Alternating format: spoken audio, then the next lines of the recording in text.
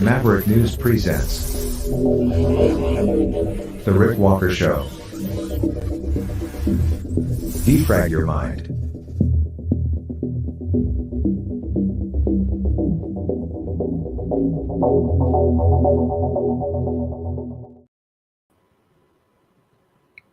And now for something completely different.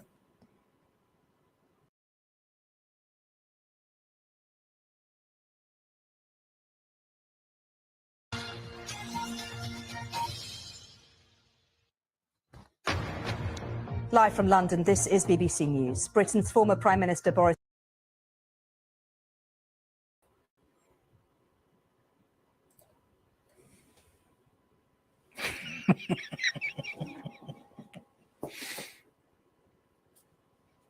What's the date today?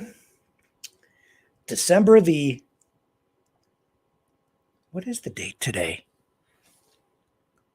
Yeah, it's December the 7th, 2023. And the world is upside down. Situation not normal, all effed up. Politics on fire.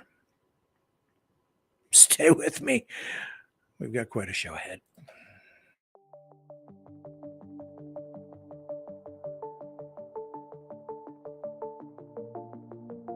Greetings, brave Mavericks. Our quest for truth continues. We go beyond fake news. Together we expose propaganda. Together we pull others out of rabbit holes. We are maverick thinkers. We are all unique individuals, defenders of individual rights and freedoms, credible, trusted, grounded in reality. Maverick News, Maverick News. Defending free speech, free speech. Donate at freedomreporters.com. Do it now. Tomorrow may be too late. Maverick News. The world is watching.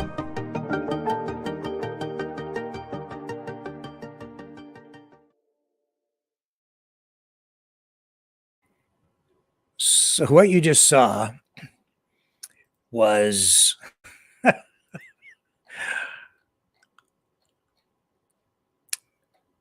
BBC news anchor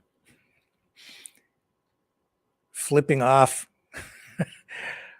I think it was just aimed at the camera, but it went out live. I don't think she realized she was on the air. That was Mariam Moshiri. And she gave the middle finger to the camera as they were going live to air. It was seen by millions and millions of people. And now a couple more right here on Maverick News. And I thought, hey, why not start the broadcast with that tonight? It just seems appropriate, doesn't it? She said, I was pretending to count down as the director was counting me down from 10 to 0, including the fingers to show the number. So from 10 fingers held up to 1. And when I got to 1, I turned the finger around as a joke and did not realize that this would be caught on camera. Anyway, it's resulted in a bit of an uproar internationally. In my time, before me sitting here doing this, who am I to talk? We had FU Fridays for a while, right? And I said, okay, we'll do it. We'll have people let off a little steam. The internet's a different animal, though. Mainstream media, you don't do stuff like that. There was a news anchor at a local station who used the F word accidentally once. Cost her job. Not a station I worked at. It was a competing station, but it cost her job.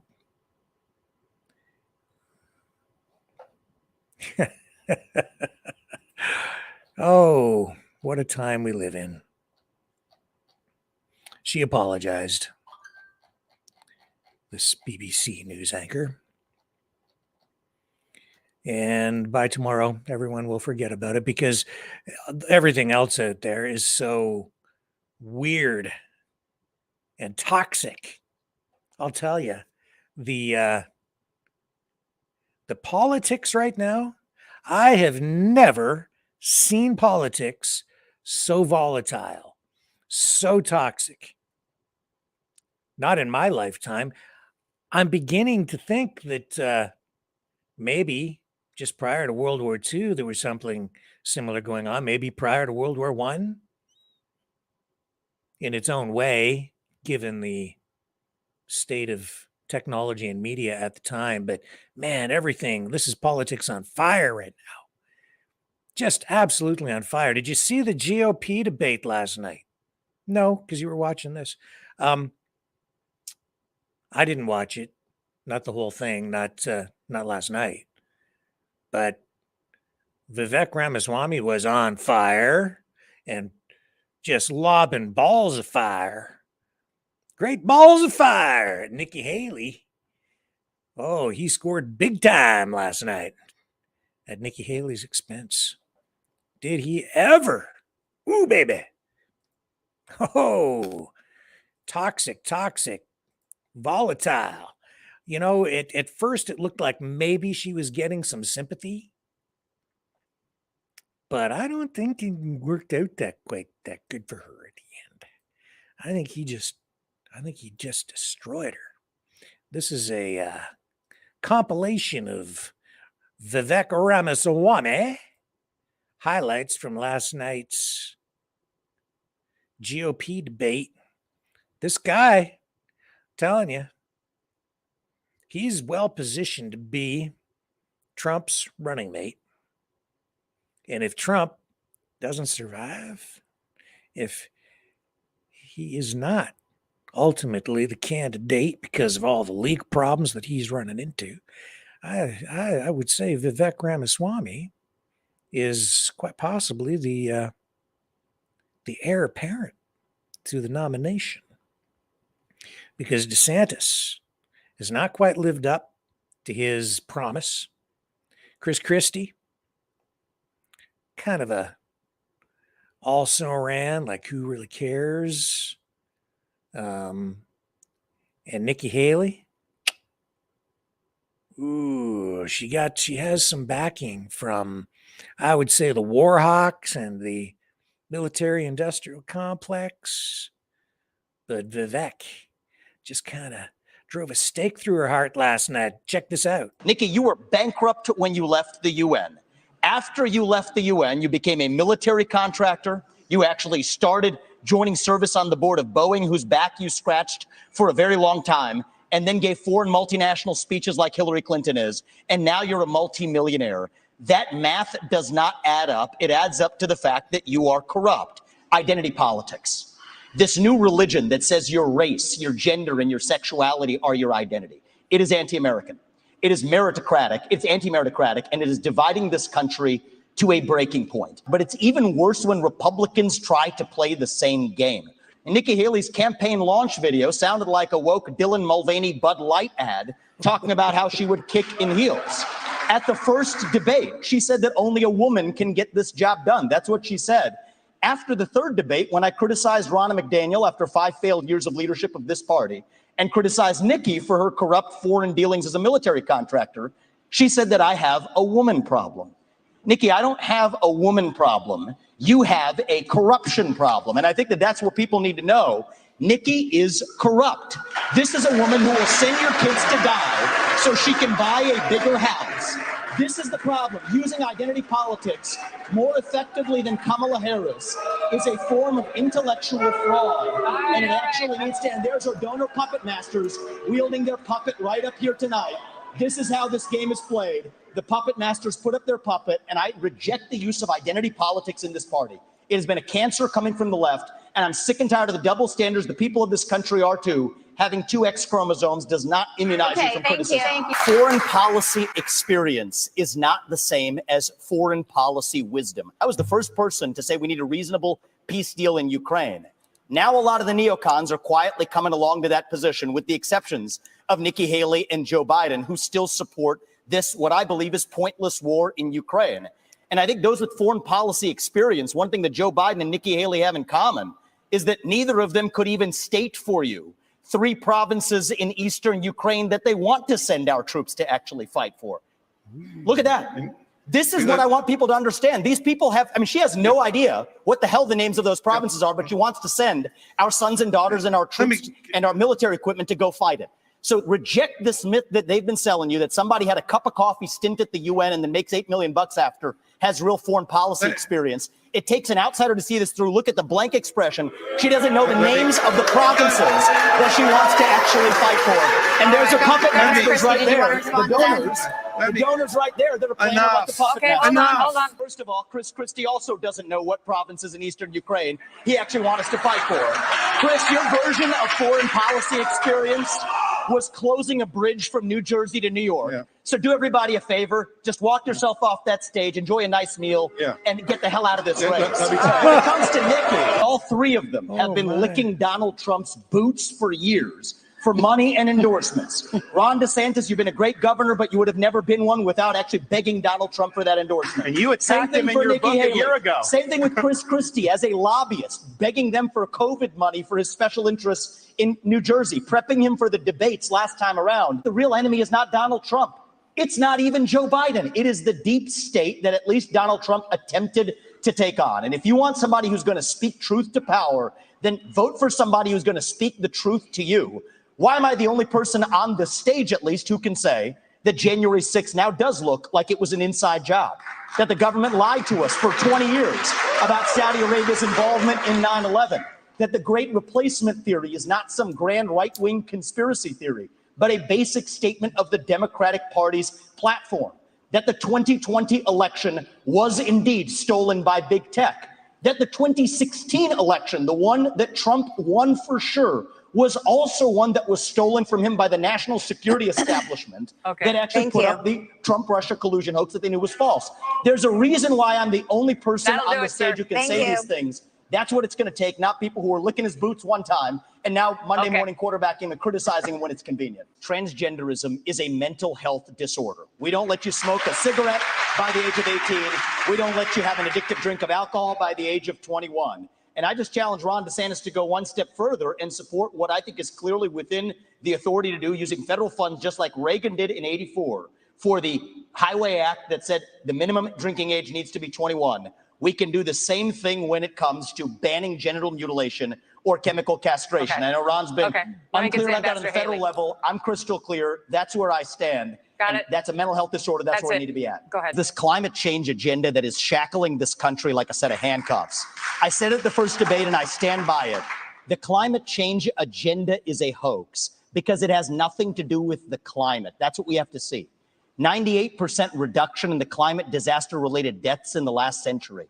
8 times as many people are going to die of cold temperatures this year than warm ones. Yet against that backdrop, there's an issue coming up in Iowa. It's core to Iowa farmers. I met Kim Junker, Kathy Stockdale, and other farmers who are about to have a carbon capture pipeline built across their land using eminent domain to do it. That's unconstitutional and it's wrong. And if you thought COVID was bad, what's coming with this climate agenda is far worse. We should not be bending the knee to this new religion. That is what it is. It is a substitute for a modern religion. We are flogging ourselves and losing our modern way of life, bowing to this new god of climate, and that will end on my watch. And that was from the Daily Caller. Great compilation. And man, was he on fire or what? Wow. Poor old Nikki Haley. She was taking the brunt of that. I don't know. She was gaining a little bit of ground there, but I think he just took it all away. Wow. I'll tell you, that was quite a show. That was quite a show. And then Vivek Ramaswamy comes off the back of that and ends up on Fox and Friends. Here he is. Come on. And here's what he had to say on FNF. FNF, not the Fast and the Furious, Fox and Friends. Fox and Friends. Here he is. Okay, Vivek, take it away. Are you comfortable giving up Eastern Europe? Because you know they're already taking Moldova, already making moves on the Baltic already. They're taking more and more pieces of Georgia. And all we've done is sit there and send blankets and MREs, and we got an invasion. So what is going to be next? Because we have no idea how Ukraine has spent $200 billion of our money. We're forking over more taxpayer money. Do you see how they fight? These guys are the best fighters in the world. And I'm not going to stand for that. Ukrainians are probably the best fighters in the world. Ukraine is not some democracy. Ukraine is fighting for their sovereignty.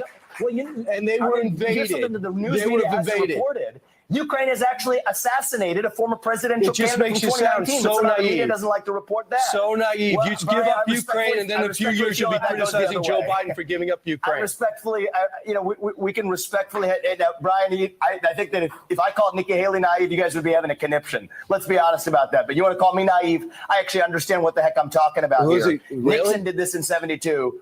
We can actually split up the Russia-China alliance and what advance happened? American interests. I think and protect World our War own II homeland. is your That's better what- example. I think it is offensive. World War II Well, is your I think- better no, World War example. II, One if you is wanna a use the example diplomatic from World War II, approach, and one is an active Japan and war. Germany. If you could have split up Japan and Germany, then I do think that you actually have a good example Really? of World War II. You were going If to you could have convince split up the Hitler not Axis, to that go would have with been a better for fascist the world. nation? And I'm not talking about convincing anybody, Brian, but the fact of the matter is I think it is offensive that people would sooner use $200 billion of our resources to protect some other nation's foreign border that's not a democracy, when in fact we're not even doing that effectively. You can do both. It's not either or. We're doing neither. It's neither. It's not either or. Brian, and that's the fact of the matter. He's got the right balance there, you know. He's got the narrative down. He's just got those arguments finely tuned and properly balanced so that they are, he's positioning himself against the Biden policies on especially foreign affairs, on the foreign affairs portfolios. And he's walking that fine line, that tightrope, where he's maintaining his autonomy as a contender for the nomination, while at the same time showing that he still has support for Donald Trump. So he's not alienating the MAGA base or Donald Trump himself, not being critical of Trump, but being critical of his opponents, being pro-America, while at the same time finding that just the right words to show that he doesn't have to be confrontational with adversaries like Russia, where you can still extend an olive branch, find common ground maybe, and find a path to peace, while still taking on the issues that confront the nation with regard to the military-industrial complex, corruption, foreign influence. He's got the words, man. That was skillful. I am impressed. But the mood of the nation has never been more volatile. It's never been more toxic. Politics has become so nasty. I mean, as balanced as he was vicious.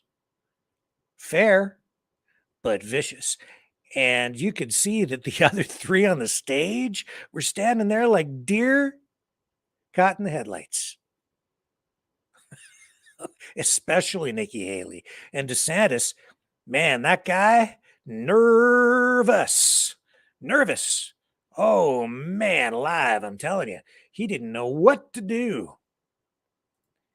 And he tried there to kind of throw a barb back at Ramaswamy at one point, but no, Ramaswamy was on a roll.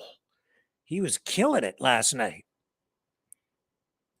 And then this was a highlight from Nikki Haley, who has been, as I said, gaining ground, but I don't know, she's going to have to do a little bit better than this. We really do need to ban TikTok once and for all.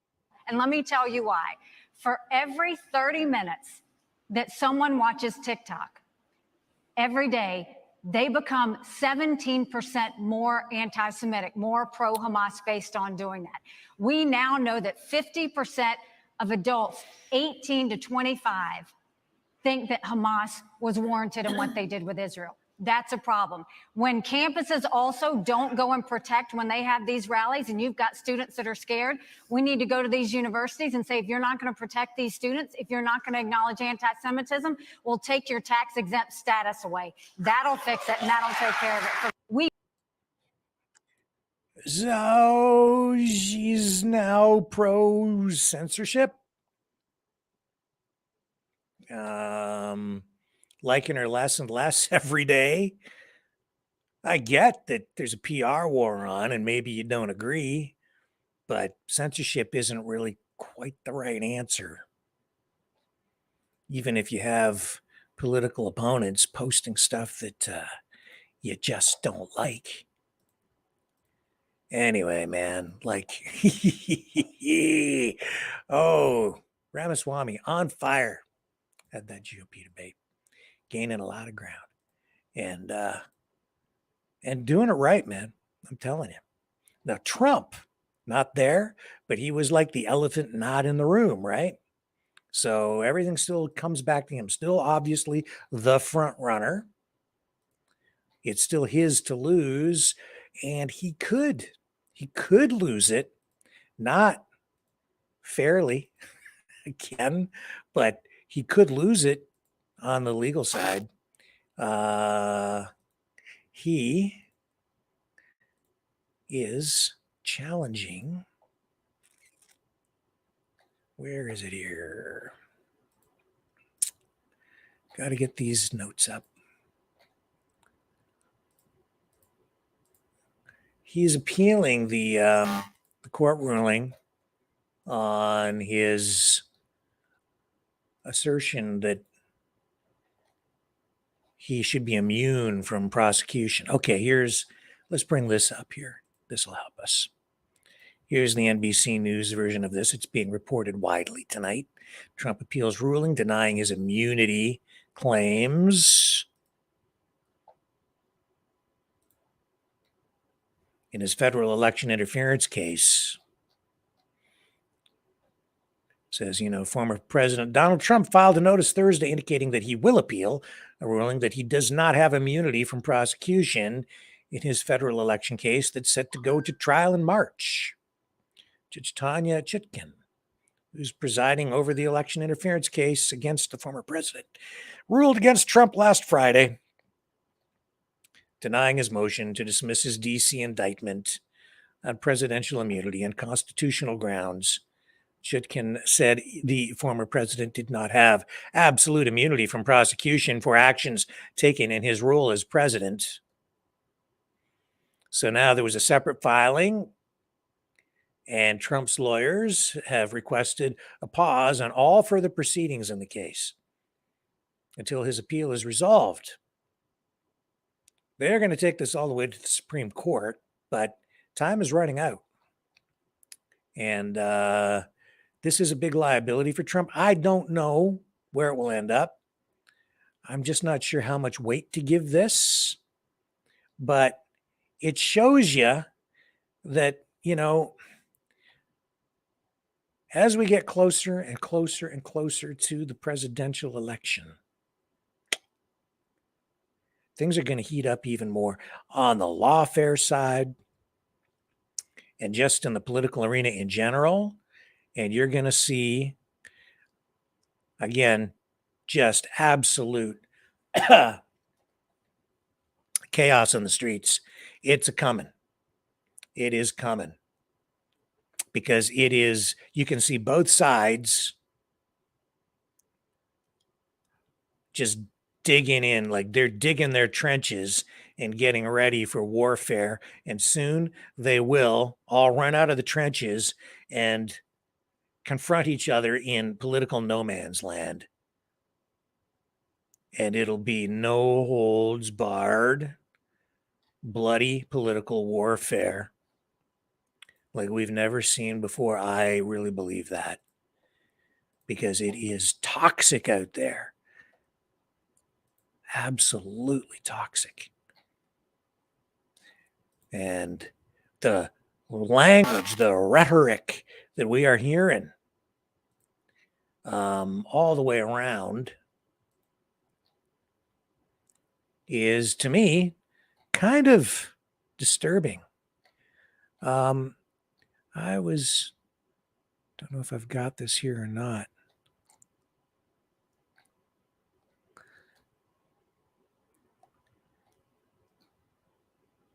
Yeah, let me take a little break here. I had another clip that I wanted to run for you. So let me just share this with you, and then we'll come back, and hopefully I'll have that. In any event, we will be moving forward on the other side of this.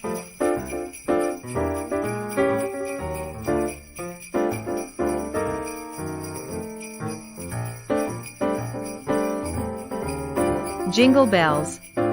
Trudeau smells. Biden laid an egg. Klaus Schwab's deal has no appeal. But tomorrow is a brand new day. Hey everyone. Have a merry Maverick Christmas. And a magnificent new year.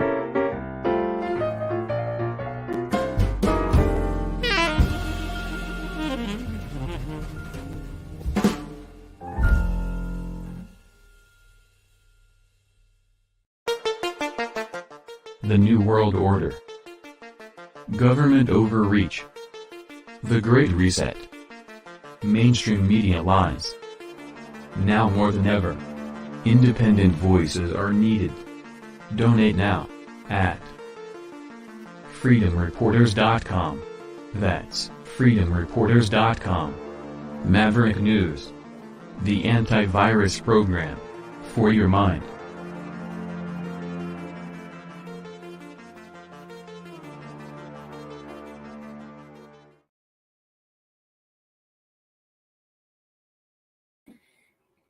Okay, well, I'm not going to run the clip, because if I were to run the clip, it would probably cause problems on the censorship side. So I'm just going to kind of tell you what was said.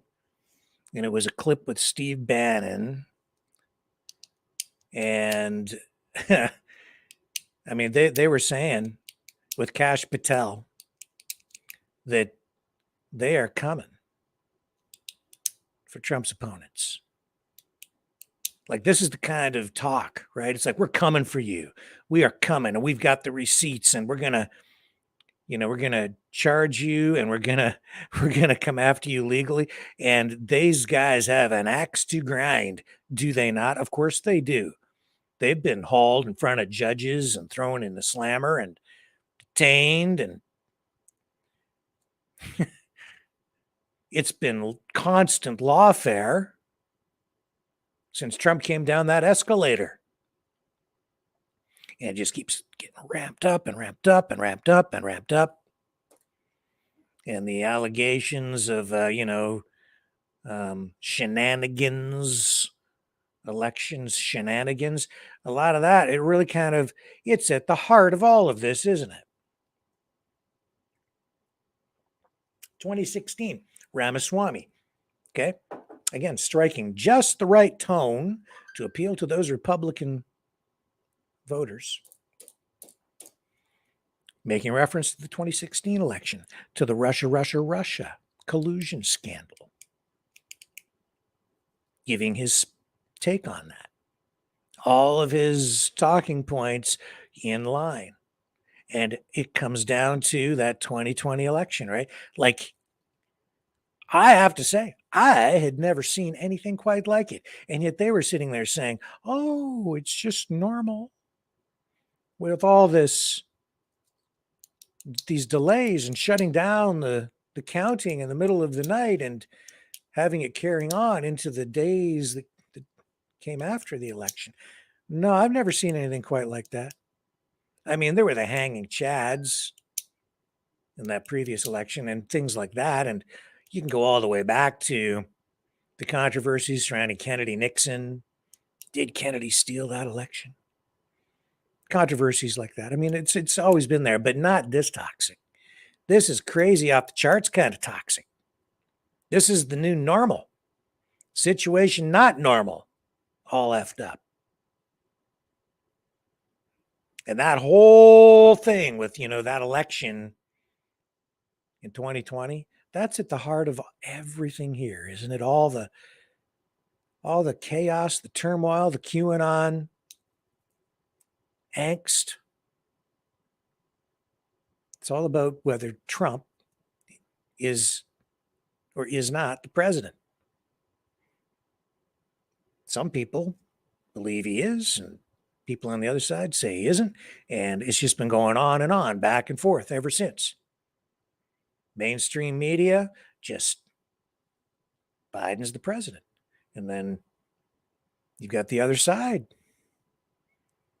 People are passionate about it. And who's the traitor? Who's the patriot? Who's loyal? Who isn't? Who's pro-America? Who's corrupt? Who cheated? Who didn't? Did they cheat? Didn't they cheat? This is at the question. This is this at the heart of everything. And we're heading into this next election, and it is for all the marbles. I think John was calling in the other night, and he said, Russia has the most powerful military in the world. Maybe, but I don't think so. The U.S. has more soldiers, more troops, more ships. I think Russia's military is actually only about in terms of troop size, I think they're only about 5th in the world.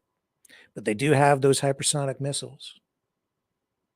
Lots of, but the bottom line is, this is for control of a nuclear power on the dawn of a new artificial intelligence age. Who wants to control one of the most powerful countries on the face of the planet? A superpower, maybe the most powerful country in the world. Who wants to control that? What lengths wouldn't some groups, organizations go to take control of that nuclear arsenal and the artificial intelligence technology that comes along with that? Not to mention the economy, such as it is. I think people would go to any lengths, do anything to get control of that power, because that's what it's about. Power. You get the power, you automatically get the money.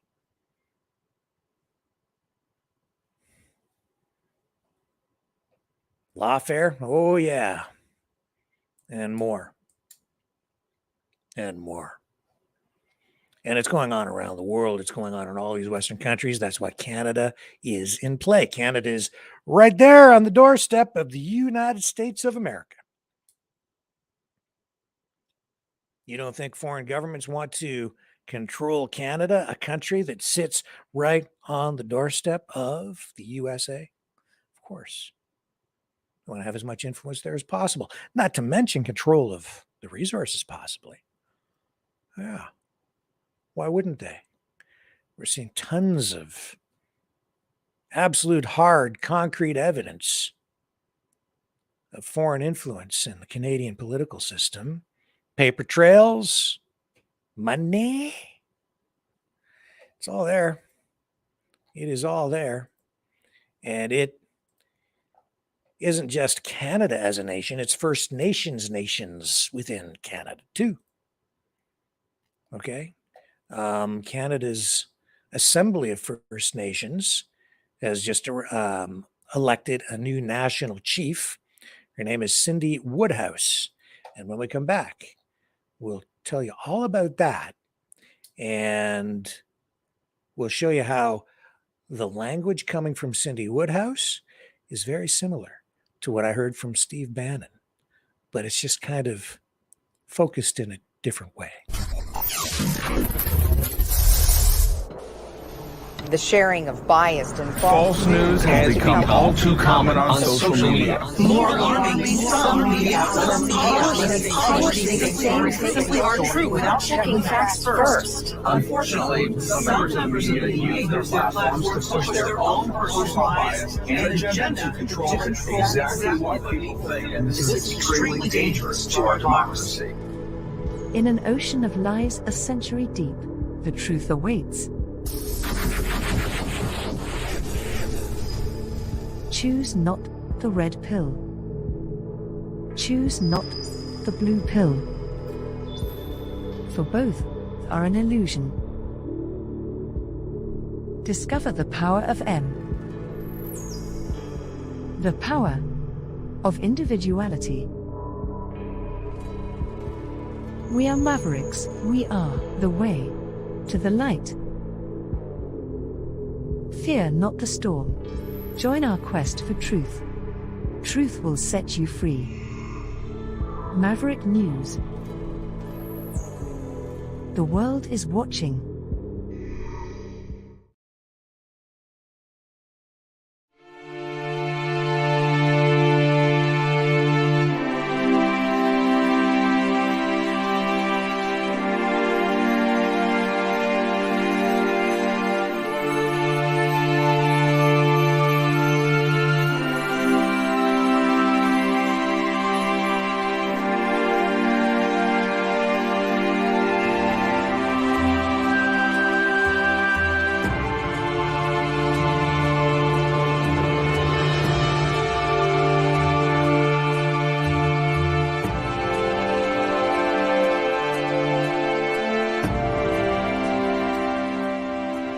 Maverick News.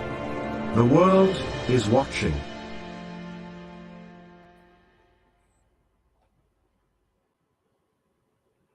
Okay, so the Assembly of First Nations has a new chief, Cindy Woodhouse. And have this video queued up here of her speaking after her victory. But I want you to listen very carefully to the language being used, to the words. It is uncompromising.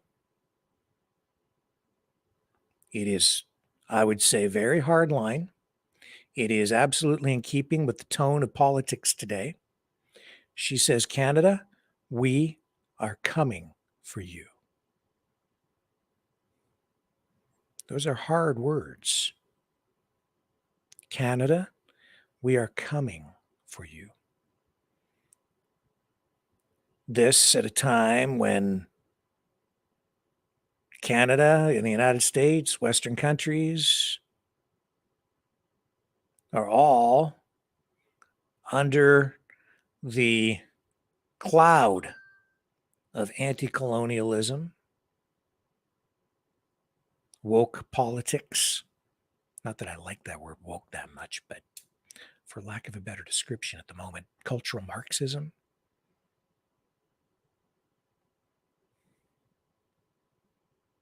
Identity politics. Couple that with the impact of the new United Nations Declaration of Rights for Indigenous Peoples and the legal ramifications of that. Combine that with the additional legislation that the Canadian government has imposed upon itself, making UNDRIP binding, where on other nations it is actually not, but in Canada it is, because the Canadian government under Trudeau has made UNDRIP binding, compulsory, which is why there's an amplified requirement now for all governments to involve First Nations in all kinds of decision making, while there's a parallel legal system being developed for First Nations peoples, which, a lot of these things are not bad. But when you listen to the language that I'm about to roll for you, this is uncompromising, and there is more than just a land claim here. This is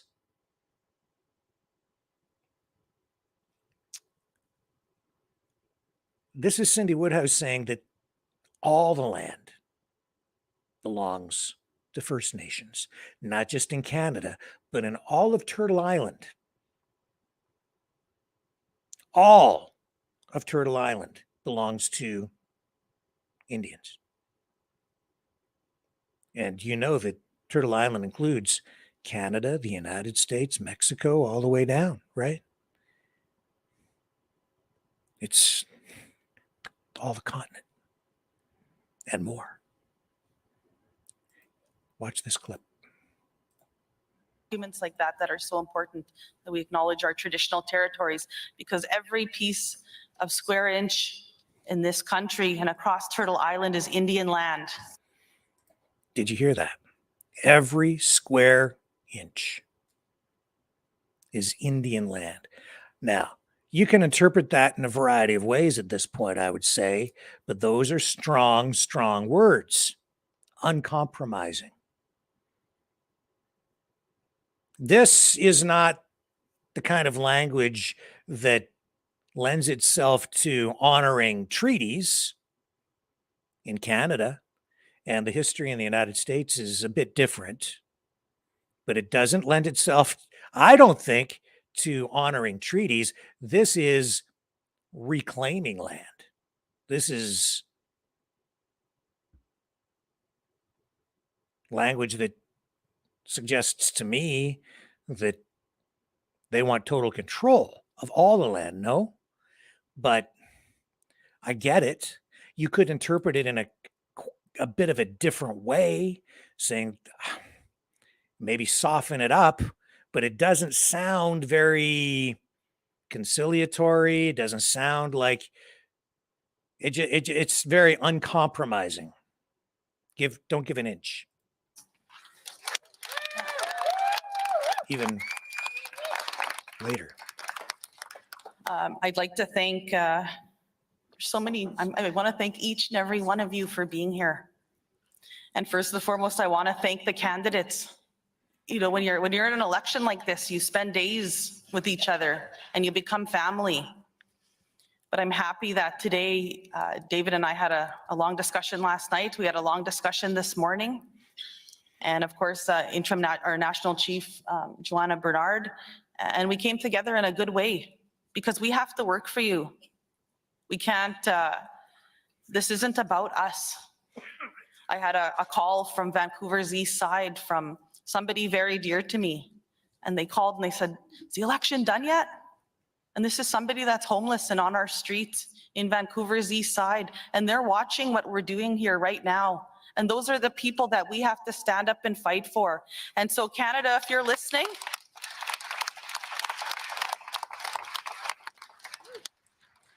to Canada and to Canadians, we need your support. You have to work with First Nations people in a good way. We are here in a good way. I've been raised like that from my father, and the teachings of my mother, that we have to work with all people. But at the same time, there's a point where if you don't listen to our people, and you don't listen to our chiefs, you don't answer them, then there's problems. And so to Canada, we're coming for you. Yeah. Mm-hmm. In fact, Bannon, I think it was Bannon, it might have been Kash Patel, in their address, they warned Trump's opponents and the people who have been targeting MAGA on the Democrat side. They used the exact same words, "We're coming for you." They literally said that. And Trump himself has been using rhetoric like that too for his political opponents. And that has triggered people on the left and the Democrats. They've lost their freaking minds. They're petrified of him now. Not that they weren't petrified of him before, but even more now for using those exact kind of words. Petrified. they're afraid that if he gets elected again, he will follow through this time. I wouldn't be surprised.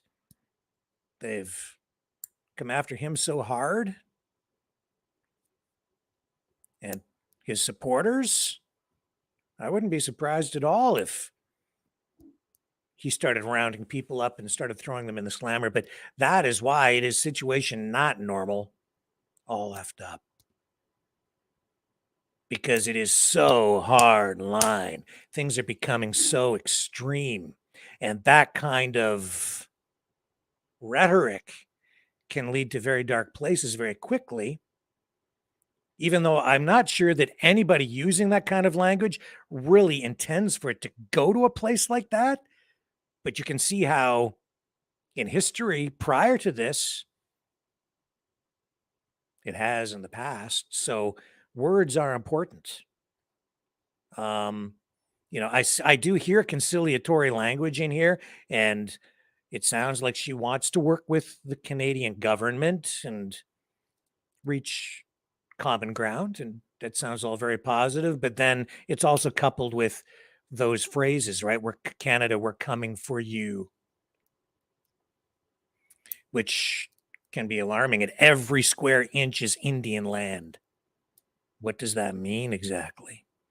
We've seen other interpretations of that, especially over the past year that we've explored right here on this program.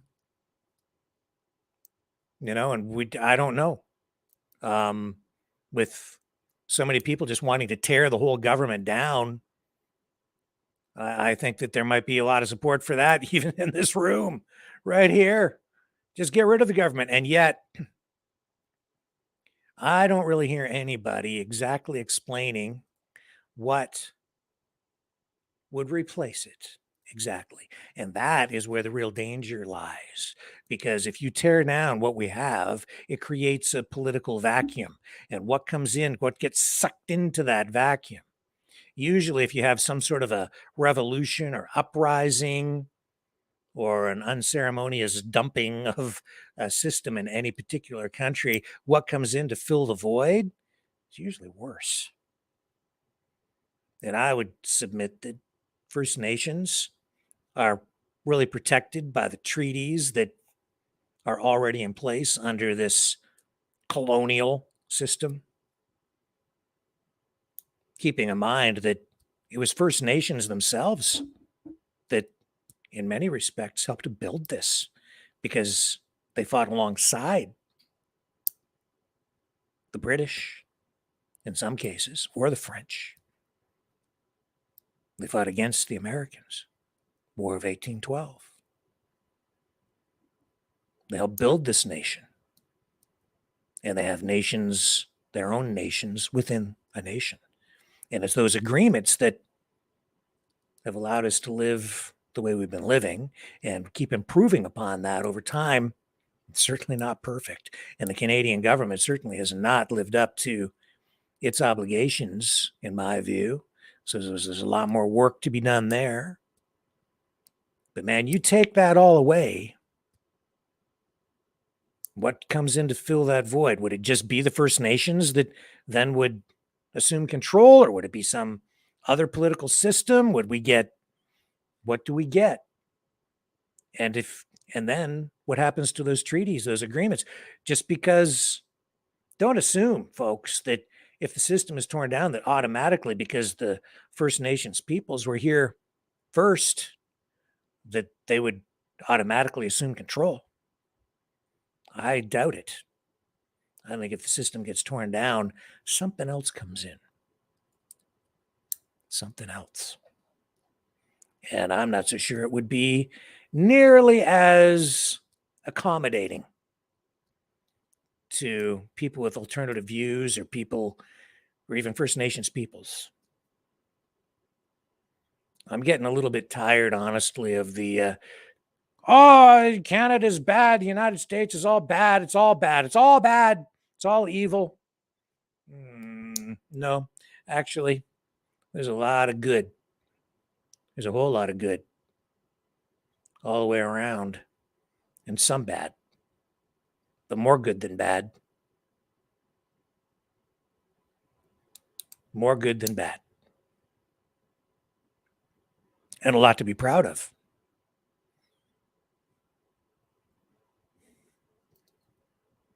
And it's worth fighting for. To get it back. For everybody. And make it better. Make it better than it was and keep on making it better because it ain't perfect. So, I hear a mix of language, rhetoric there from the new chief, and that's cool. I just hope that it results in positive change, and I think that she seems like a reasonable lady, but it's those words, they keep creeping into politics on all sides. I keep hearing the same kind of rhetoric all the way around, and it is, especially on the U.S. side, it is going to ramp up. And you think, oh man, Canada is not immune. You wait till the next election. Trudeau, we've seen the anger in the streets directed at him. If he hangs on to the leadership and carries the party, the Liberal Party, into that next election, oh my, you ain't seen nothing yet. You will see so much anger in the streets. You will see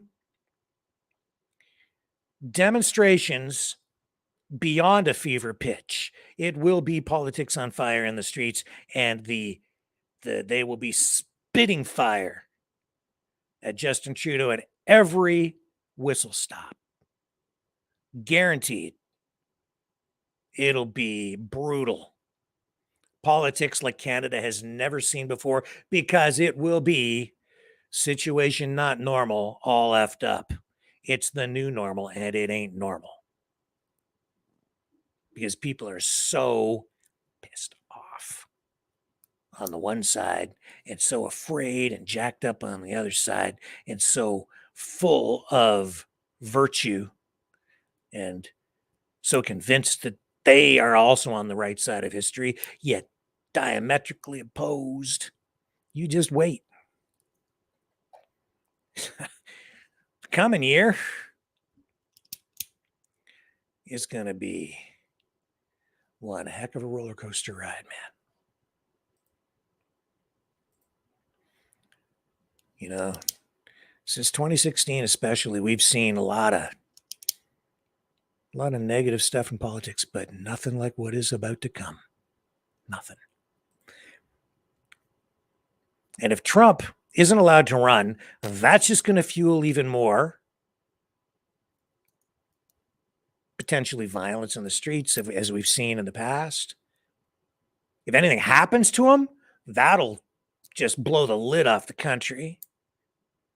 In many respects, we're already in kind of a civil war of sorts, not the kind of civil war where people are squaring off with, muskets and cannons, but an information war, a culture war, a political war, and politics in this secular society that we are in has really become kind of like a religion for so many people. Not kind of, it is a religion. It has replaced religion. That is what has come in to fill the void for so many people who have lost touch with the church or their religion of whatever flavor they might have subscribed to. Politics is the new religion. And politics and religion make for a very volatile combination, especially when they clash in the streets.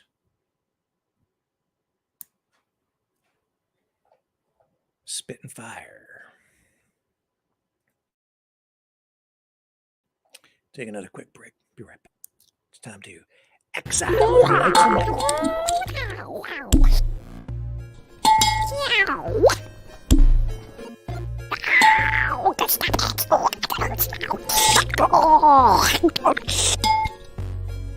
Exile. The Knights of Malta. Maverick News. Join us. The world is watching.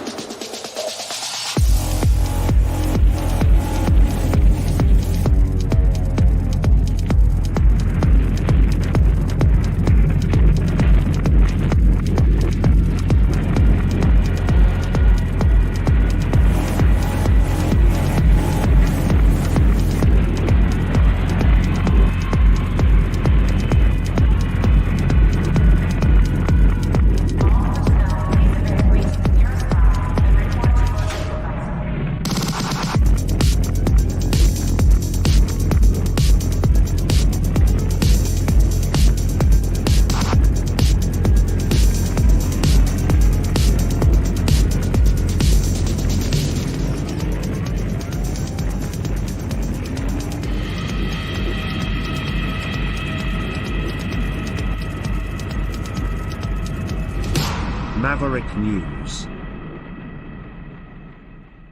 The world is watching. Okay, so immigration, that's another big hot button issue, right? So let's go over to the UK where Rishi Sunak, UK leader Rishi Sunak, addressing the issue of immigration over there. Listen to what he's saying. This is, we've seen a flood of people, constant flood, more just in the last day or so, like unprecedented numbers down on the southern US border. We're seeing massive waves of immigration coming into Canada, all the Western countries being flooded.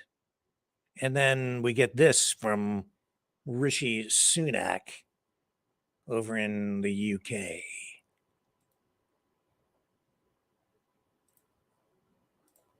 Will upset some people, and you will hear a lot of criticism about it.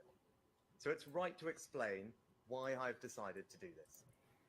I'm the child of immigrants. I understand why some people take the risk of... There's new legislation to limit immigration, he says. It's because the United Kingdom is an incredible country. It offers opportunity, hope, and safety.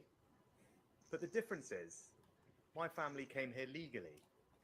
Like most immigrants, they integrated into local communities, worked hard to provide for their family, built lives and businesses, found friends and neighbours. And most of all, they were really proud to become British. That feeling of pride, it cascades down the generations and grows. And that's why you see so many children of immigrants sitting around the cabinet table. But it's not a given.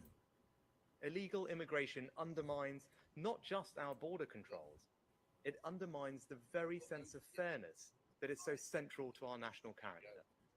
We play by the rules. We put in our fair share. We wait our turn. Now, if some people can just cut all of that out, you've not just lost control of your borders, you fatally undermine the very fairness upon which trust in our system is based. That's why this legislation is so necessary, to deliver an effective deterrent to those who wish to come here illegally, to restore people's trust that the system is fair, and ultimately to stop the boats. And so our bill today fundamentally addresses the Supreme Court's concerns over the safety of Rwanda. I did not agree with that judgment, but I respect it. That is why we have spent the last 3 weeks working tirelessly to respond to their concerns and to guarantee Rwanda's safety in a new, legally binding international treaty. The Supreme Court were clear that they were making a judgment about Rwanda at a specific moment 18 months ago, and that the problems could be remedied, confirming that they have been, and that unequivocally Rwanda is a safe country. And today's bill also ends the merry-go-round of legal challenges that have blocked our policy for far too long. We simply cannot have a situation where our ability to control our borders and stop people taking perilous journeys across the Channel is held up in endless litigation in our courts. So this bill gives Parliament the chance to put Rwanda's safety beyond question in the eyes of this country's law. Parliament is sovereign. It should be able to make decisions that cannot be undone in the courts. And it was never the intention of international human rights laws to stop a sovereign parliament removing illegal migrants to a country that is considered safe in both parliamentary statute and international law. So the bill does include what are known as notwithstanding clauses. These mean that our domestic courts will no longer be able to use any domestic or international law, including the Human Rights Act, to stop us removing illegal migrants. Let me just go through the ways that individual illegal migrants try. So this is about Rwanda and an asylum policy and massive immigration coming into the UK. And so he is saying that as the Conservative leader and leader of the UK, they have passed new legislation, or tried to, to address the immigration issue and even deport some people. And it was challenged in the courts. They lost. So they're shoring that up. And then he's backed into a real corner here because he's under pressure from the public. He's also under pressure from within his own party. Even as a conservative, he's facing challenges from within. He could lose the leadership. So he's between a rock and a hard place here, and he's trying to balance this thing off against the electorate that is split like it is everywhere between people who don't want so much immigration, and then you've got the woke side on the other side, and it just goes on. So he's trying to find a balance here. He's playing politics instead of just doing really what needs to be done. Because we're going to go on here and you listen to what he says and then listen to the numbers that he's making reference to here. And then you tell me if this guy is really serious about this or not. And stay. Claiming asylum, that's now blocked. Abuse of our modern slavery rules, blocked. The idea that Rwanda isn't safe, blocked. The risk of being sent to some other country, blocked. And spurious human rights claims, you'd better believe that we've blocked those too, because we're completely disapplying all the relevant sections of the Human Rights Act. And not only have we blocked all of these ways that illegal migrants will try and stay, we've also blocked their ability to try and stay by bringing a judicial review on any of those grounds. That means that this bill blocks every single reason that has ever been used to prevent flights to Rwanda from taking off. The only extremely narrow exception will be that if you can prove with credible and compelling evidence that you specifically have a real and imminent risk of serious and irreversible harm. We have to recognize that as a matter of law. And if we didn't, we'd undermine the treaty we've just signed with Rwanda. As the Rwandans themselves have made clear, if we go any further, the entire scheme will collapse. And there is no point having a bill with nowhere to send people to. But I'm telling you now, we have set the bar so high that it will be vanishingly rare for anyone to meet it. And once you have been removed, you will be banned for life from traveling to the UK, settling here, or becoming a citizen. But of course, even with this new law here at home, we could still face challenges from the European Court of Human Rights in Strasbourg. So let me repeat what I said 2 weeks ago. I will not allow a foreign court to block these flights. If the Strasbourg court chooses to intervene against the express wishes of our sovereign parliament, I will do what is necessary to get flights off. And today's new laws already make clear that the decision on whether to comply with interim measures issued by the European Court is a decision for British government ministers and British government ministers alone. Because it is your government, not criminal gangs or indeed foreign courts, who decides who comes here and who stays in our country. Now, of course, our Rwanda policy is just one part of our wider strategy to stop the boats. And that strategy is working. I've been Prime Minister for just over a year now, and for the first time, small boat arrivals here are down by a third, even as illegal crossings in the Mediterranean have soared by 80%. Let me just repeat that. Small boat arrivals here are down by a third. To help achieve that, we've signed returns and cooperation agreements with France, Bulgaria, Turkey, Italy, and Georgia. Illegal working raids are up nearly 70%. 50 hotels are being returned to their local communities, and we are housing people in a new barge and in former military sites. The initial asylum backlog is down from 92,000 to less than 20,000. We've returned over 22,000 illegal migrants. And as our deal with Albania shows, deterrence works. Last year, a third of all those arriving in small boats were Albanian. This year, we've returned 5,000 people and cut those arrivals by 90%. And Albanian arrivals have far more recourse to the courts than anyone under this new legislation. That's why I'm so confident that this bill will work. Lord Sumption, the former Supreme Court judge, believes this bill will work. We will get flights off the ground, we will deter illegal migrants from coming here, and we will finally stop the boats. Thank you. We turn some questions from the media. Can we start with the BBC? Thank you, Prime Minister. Chris Mason, BBC News. Are you saying to your MPs bluntly on all of this, back me or sack me? What I'm saying, not just to my MPs, but the entire country, is that I share their frustration. Right? My patience with this has worn thin. Right? One of my 5 priorities at the beginning of the year was to stop the boats, and I'm pleased that we've made progress. Let me put this in a little bit of perspective for you. He's talking about 22,000 returned. Then he says 5,000 returned. I believe those were Albanians. Maybe 100,000 in total affected by all of this. So last year, 1.2 million migrated to Britain. The overwhelming majority of those, about 960,000, maybe 970,000, came from outside the EU. The top 5 places that the migrants came from and continue to come from: India, Nigeria, China, Pakistan, Ukraine.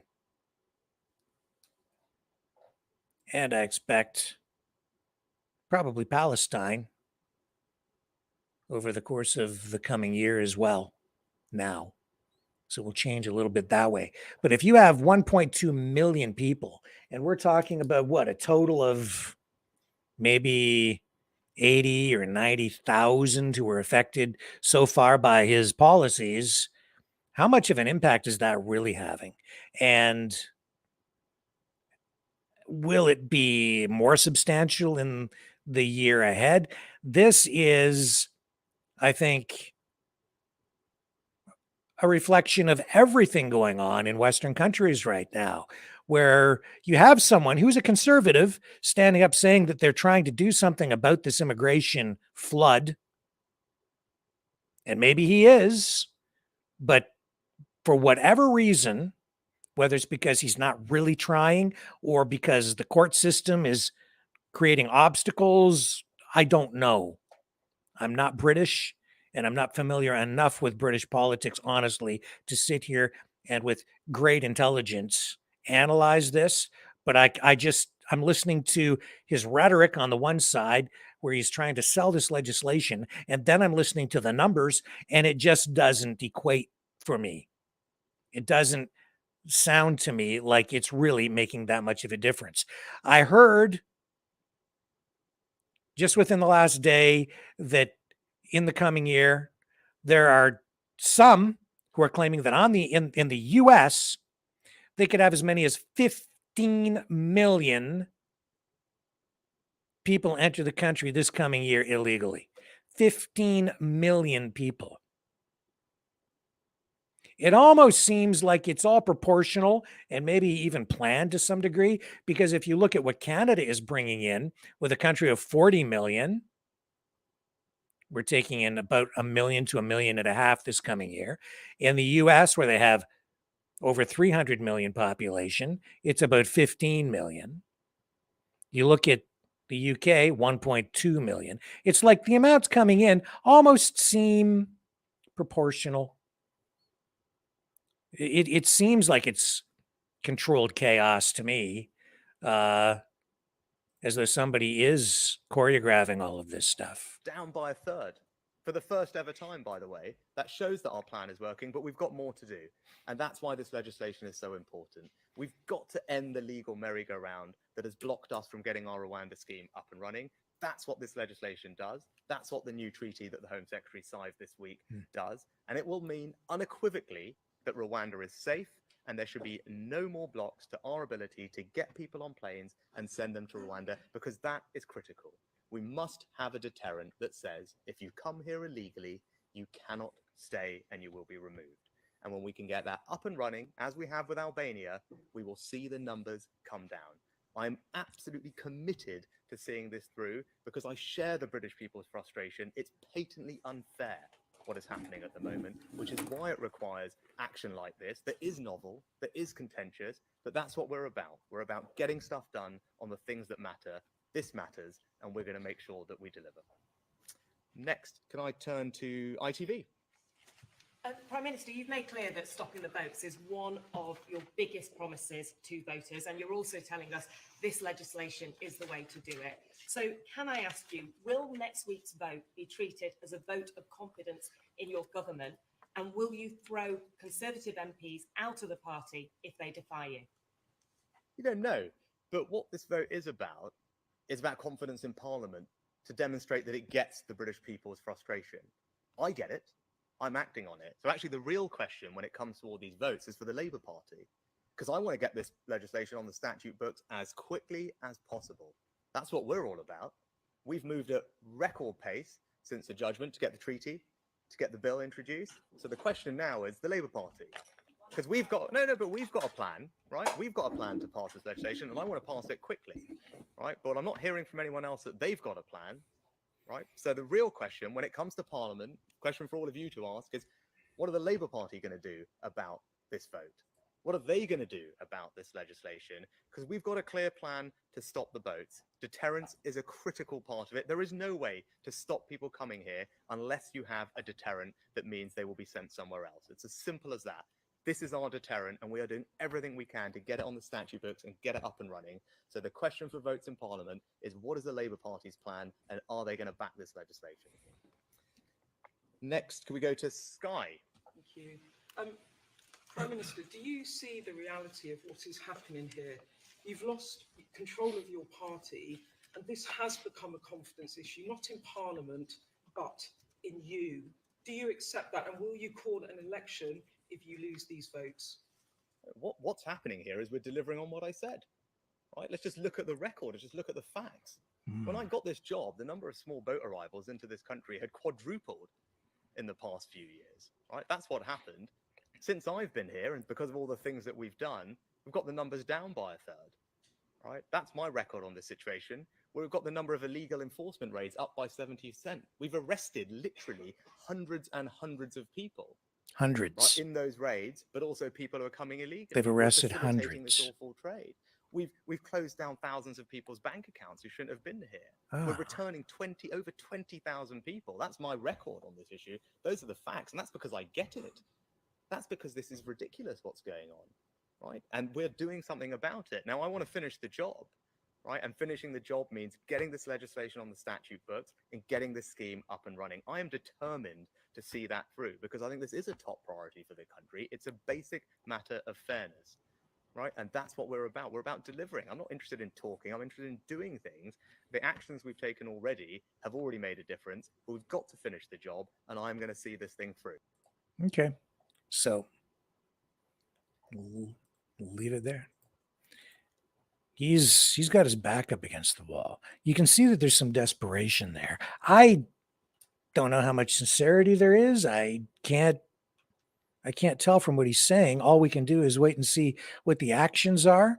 And even then, in a case like this, if he is sincere and he's really trying to do something about immigration and stem the tide, put a cork in the little crack in the dam or whatever.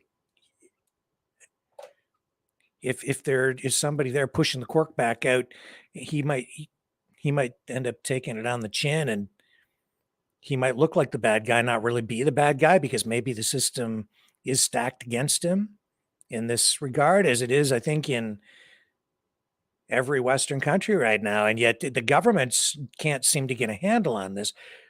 So it makes you wonder if they're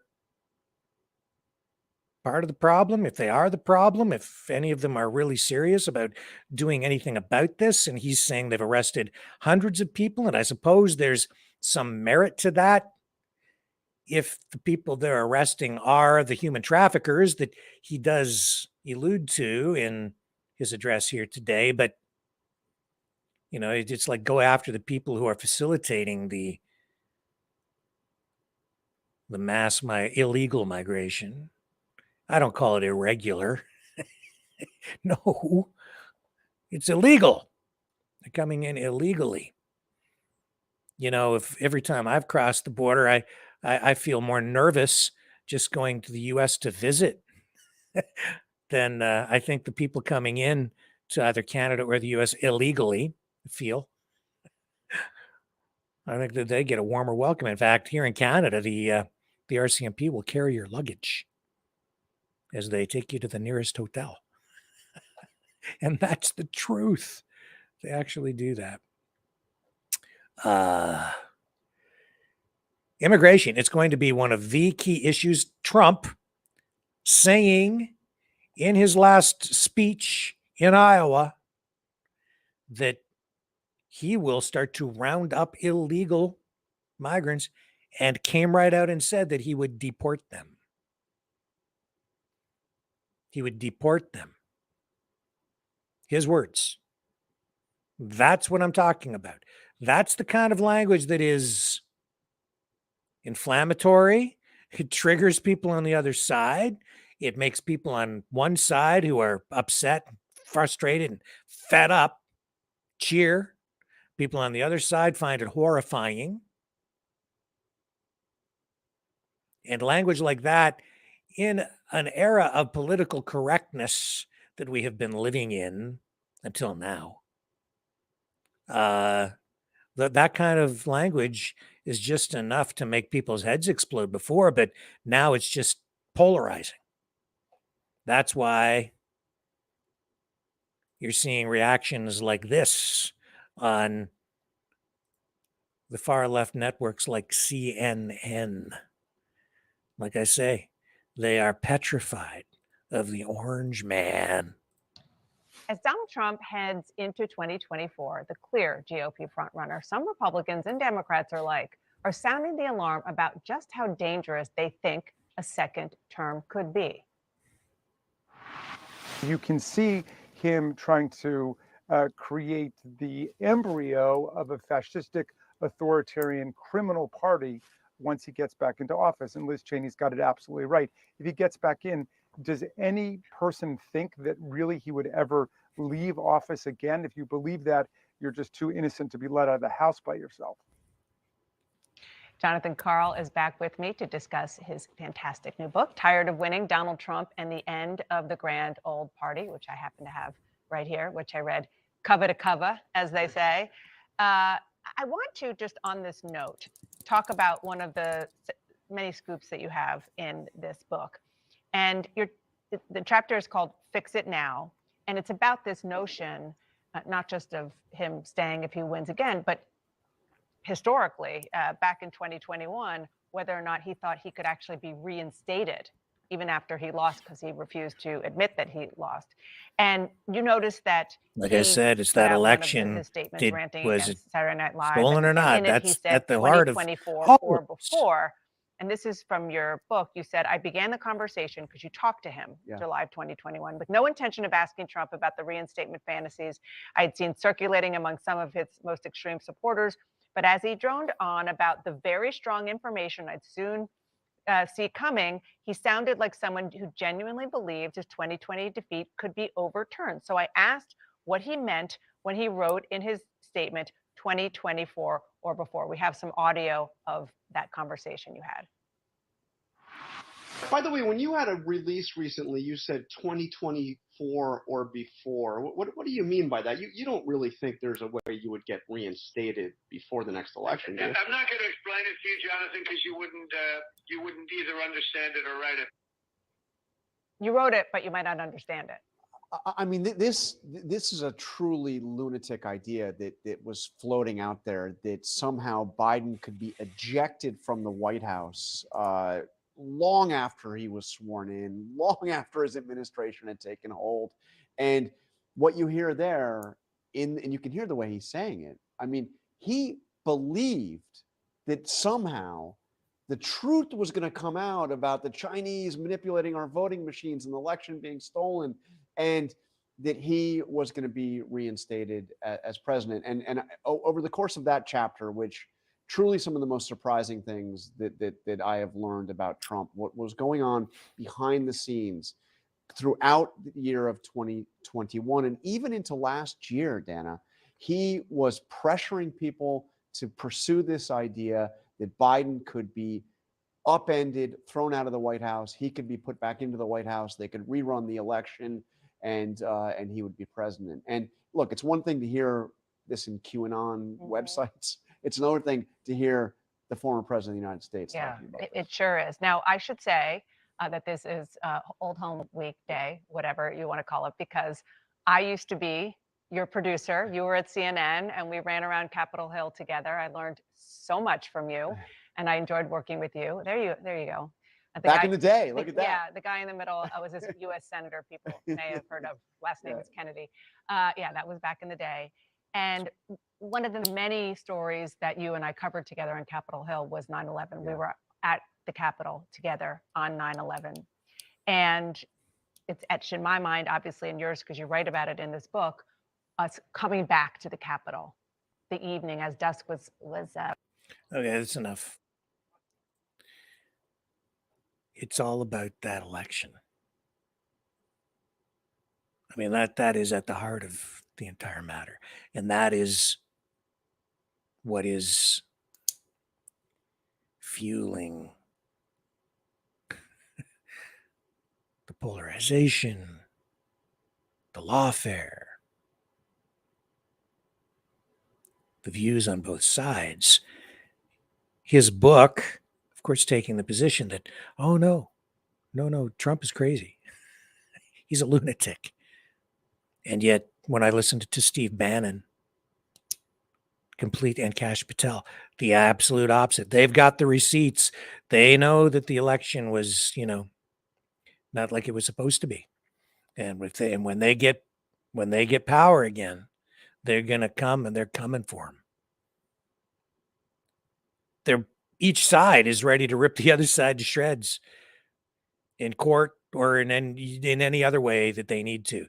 And this is going to spill over into the streets for sure. In Canada too. Maybe not quite so much on the,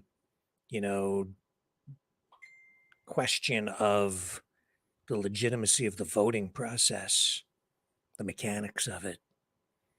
We still use paper ballots in Canada at the federal level.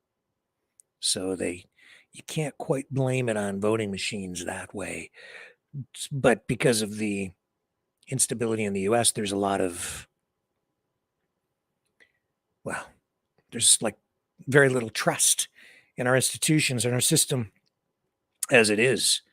And the instability in the States has affected things here in Canada as well, where people mix everything up. Canadians are like that because we're exposed to so much US media. It's all my life, it has been like that, where people get confused about the US and the Canadian systems on the Canadian side because they get the stuff meshed. But still serious issues up here too, because the issues are all very much the same. Immigration going to be at the heart of so much of this. And you're seeing, because of the wars in Ukraine, in the Middle East, the jockeying for position, the new alliances, geopolitically, the US dollar under pressure, all of these issues, you're seeing that we're really returning to a sort of just a pre-World War II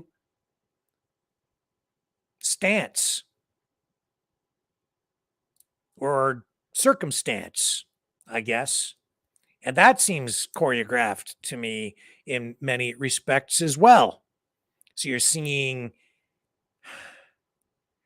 a rise in anti-Semitism on the one side. You're seeing, this war between Israel and Hamas. That is what is I think the real powder keg here that is just ready to blow. And we've been hearing, even since, especially since the war in Ukraine ramped up, all the concerns about Nazism, and yet this is all kind of flipped around, upside down, twisted inside out, and backwards, and people can't even really, I don't think, determine what a Nazi is anymore, if they ever really could. And I would put it to you that people who think they know what Nazism is have a cliche in their heads these days. It's been pumped into our noggins with mass media, movies like Schindler's List, television shows like Hogan's Heroes, and even movies like Charlie Chaplin's The Great Dictator, where these images become cliches. It's easier to sell someone something if you simplify a message and deliver it to them as a cliche. I've learned that working in media. I learned that a long time ago working in media. You want to deliver a message to people so they can understand it. You just kind of deliver it at a to the lowest common denominator, simplify the message, and deliver it as a cliche so that people can easily understand it and absorb it, keeping in mind that most people only read headlines on newspapers. They rarely get past the first paragraph, if they even read the first paragraph of a newspaper article. Most people just read a headline and see pictures. And that's also what makes television, the internet so powerful, because it's video. You don't even need to be literate. You don't even need to be able to read to deliver effective messaging to a mass audience that maybe can't even properly read or write. So if you have a population that maybe the education system or a subpopulation, a group, maybe even people from other countries who maybe can't read English very well, but can still interpret images and so on, mass media, video, an effective medium. And I would submit to you that people are being fed messaging in a way that is pulling people one way or the other politically and polarizing people. And I don't think these efforts to identify Nazis have been all that effective, because I think a lot of it is the opposite of what people are thinking.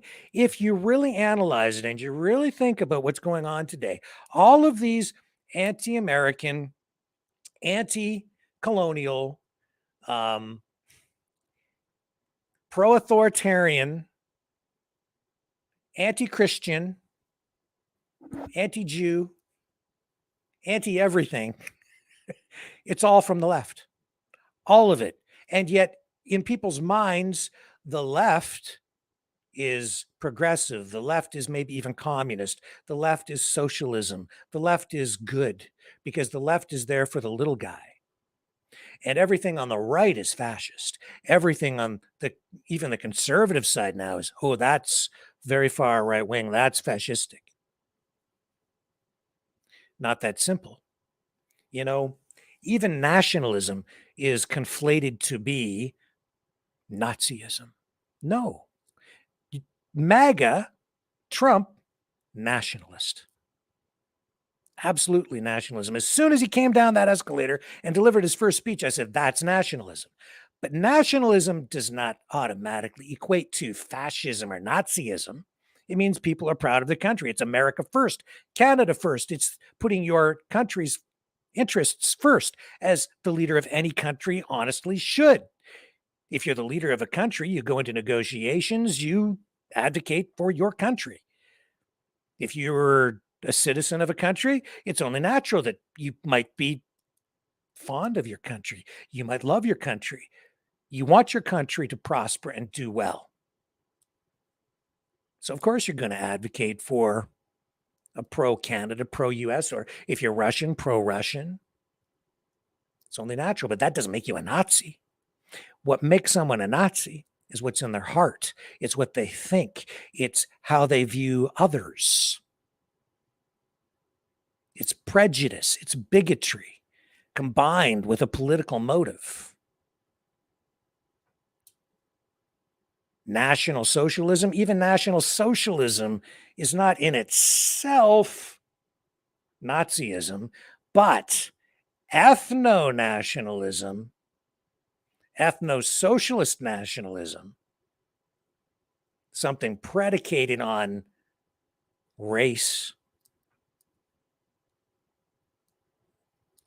Now that's where you start to get into the dark areas.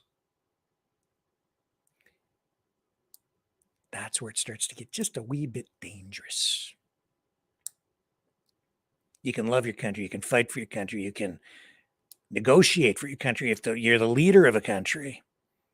You can even try to stem the tide of immigration, not just based on ethnic. Even if you wanted to stem the tide, if you're in China, you don't want your Chinese culture compromised. Maybe you don't want a whole bunch of people from some other country coming in to change the entire demographic of your country and thousands of years of your culture. I get that. I'm not exactly sure why Western countries have to adopt a policy of diversity as our strength. I don't think it's our strength. I've said many times, I think it's our challenge. And I don't necessarily mean that I'm advocating for more immigration. I'm just saying it's a reality we now have to deal with. And it is absolutely a challenge because it's an experiment. And if it doesn't work, and it looks like in many respects, we've got some serious problems associated with it. And if it doesn't work, we're in a whole heap of trouble, aren't we?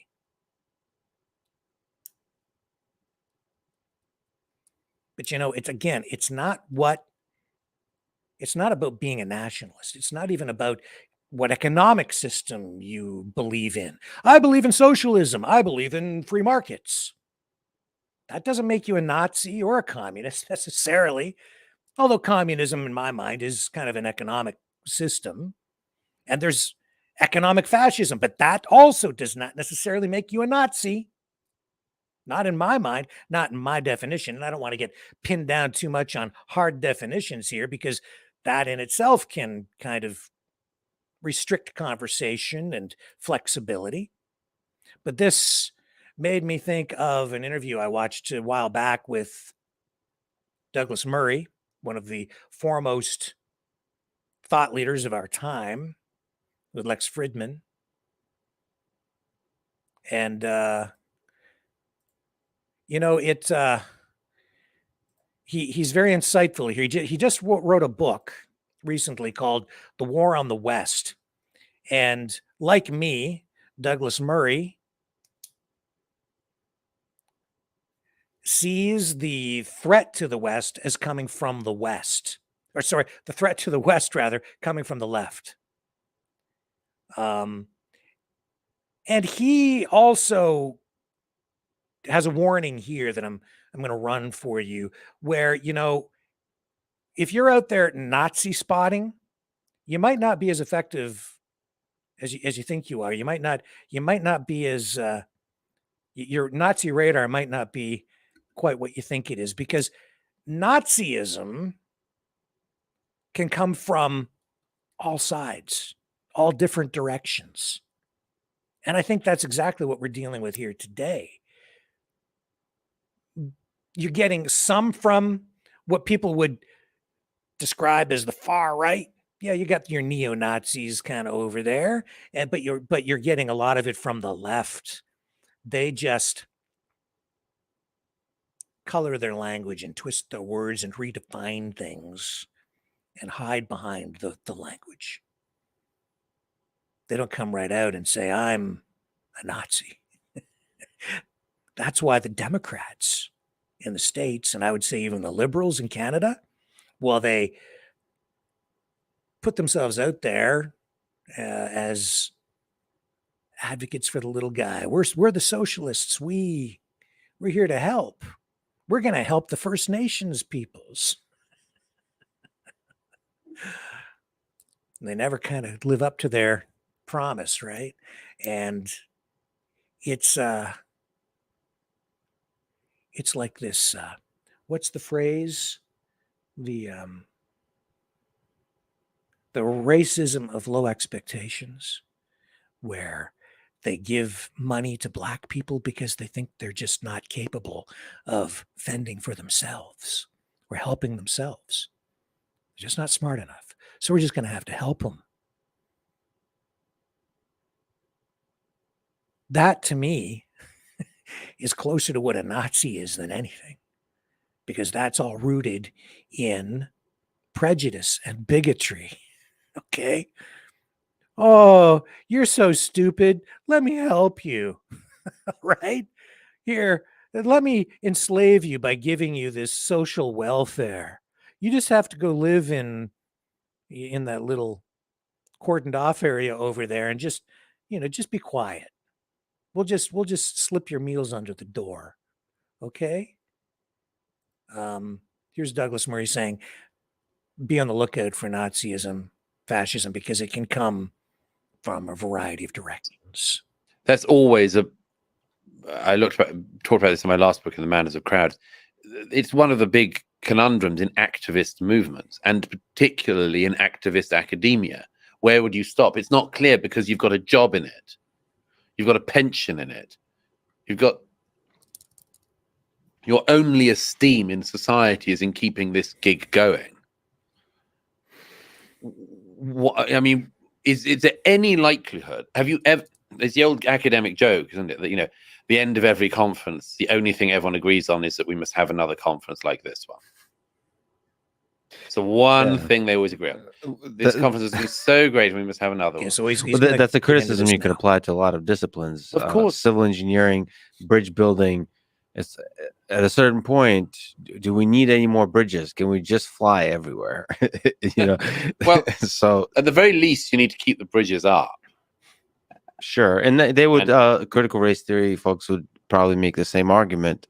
At the very least, we need to keep the racism out. We have to make sure we don't descend into the racism. It assumes all the time that we are living on the cusp of the return of the KKK, right? Which is totally wrong. I mean, it's a massive. You say that now until the KKK armies march in. We can't always predict the future. We can't always predict the future, and you can always say you should be careful, but you've also got to be careful of people who've got their timing like totally wrong, or their estimation of the society they're in. You mean like most of society before in the 1930s when Hitler was, I mean, so many people got Hitler wrong. Sure they did. And so most people. So maybe it was nice to have the alarmists thinking there. Well, beware of the man with a mustache. Yes. If only it was that easy. It's not always about facial hair. I mean, I always say that. I mean, it very often is. These two clean-shaven chaps both say one of the problems of everybody knowing a little bit about Nazism is that they think that they know where evil comes from, and that it comes from like a German with a small mustache getting people to goose step, for instance. And that's not correct. A much better understanding of it is it can come from all number of directions, and keep your antennae as good as you can. But once you end up in this society, which I would argue certainly parts of America in, where you're always in 1938, that's not healthy for a society either. Where people are so primed and think they're so well trained because they spent a term in school learning about the Second World War and the Holocaust, think they're so well trained in Hitler spotting that they can do it all the time. Look at all these phrases we now have in our societies, like dog whistle. As I always say, if you hear the whistle, you're the dog. But people say, that's a dog whistle, as if they're highly trained anti-Nazis. I mean, there should be some humility in it. We should be careful. We should be wary, for sure.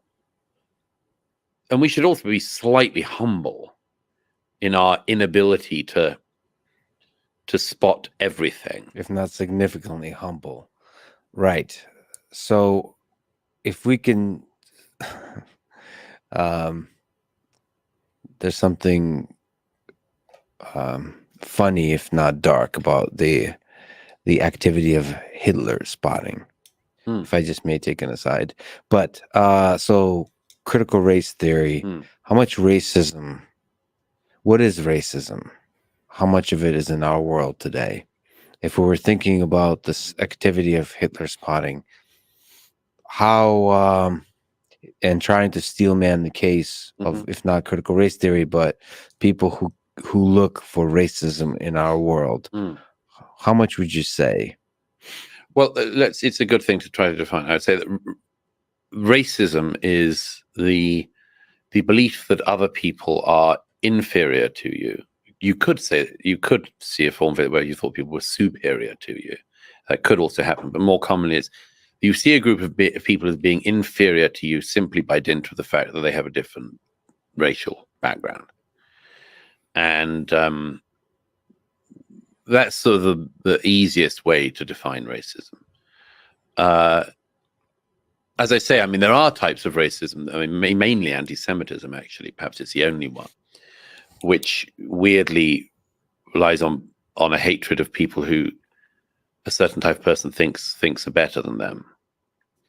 And that's a particular peculiarity, one of the peculiarities of anti-Semitism. Well, anti-Semitism somehow does both, right? Yes. Well, one of the eternal fascinating things about anti-Semitism is it does everything at the same time. It's like a quantum racism. Yes. You're both superior and inferior. You know that, do you know Vasily Grossman's Life and Fate? So in the middle of Life and Fate, which a Persian friend of mine always said was one of only 2 great novels of the 20th century. She was a very harsh literary critic. What was the other one? Oh, The Leopard, obviously. The Leopard? The Leopard of Giuseppe de Lampedusa. Yeah. Okay. She's definitely right on that one. Life and Fate is I'm learning so much today. Yes. No, Life and Fate is an extraordinary book, mainly about. We know Grossman was obviously Jewish himself, but he saw almost everything that he could have done in the Second World War. He saw Stalingrad, he was a journalist, and he wrote first-hand accounts of Stalingrad. He was also the first journalist into Treblinka, and his account, which you can read in one of the collections of his journalism, his account of walking into Treblinka is just one of the most devastating, haunting pieces of journalism or prose you can read.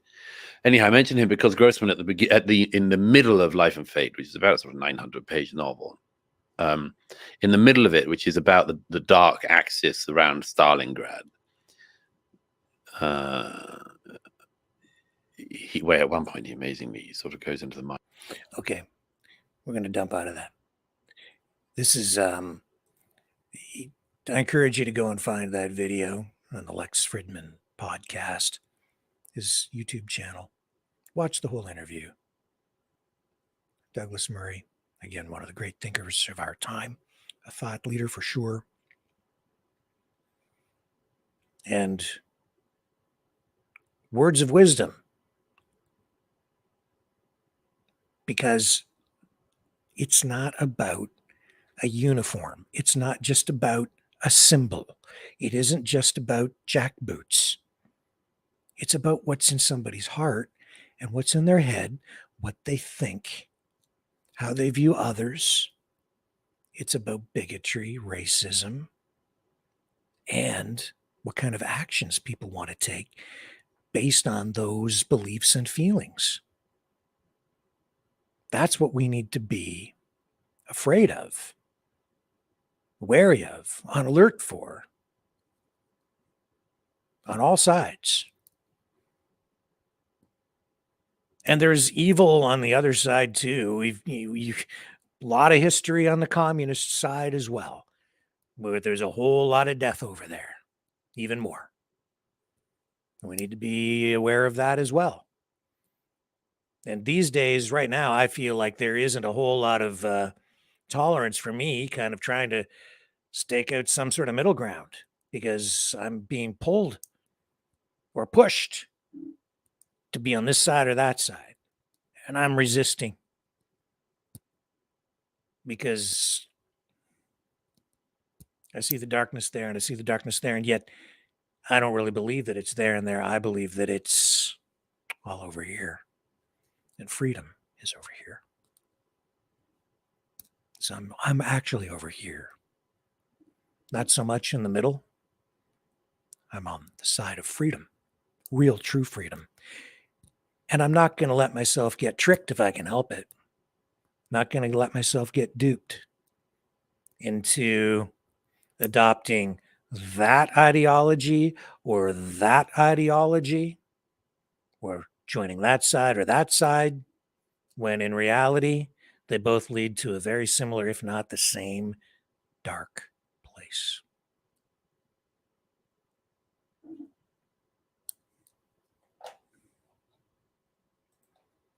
That's where our politics is taking us. So we have to be careful. And I'm not saying that Donald Trump is taking us there. I'm just saying that the mood, the realities out there. And I'm not saying that it's Joe Biden taking us there. Well, somebody's taking us there. It's polarization, resulting in extremism all the way around. Let's take another break. I'll reconstitute my thoughts while you watch this, and we'll come back after this.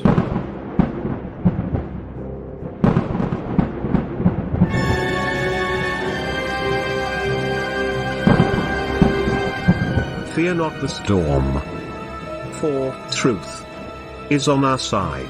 Maverick News. The world is watching.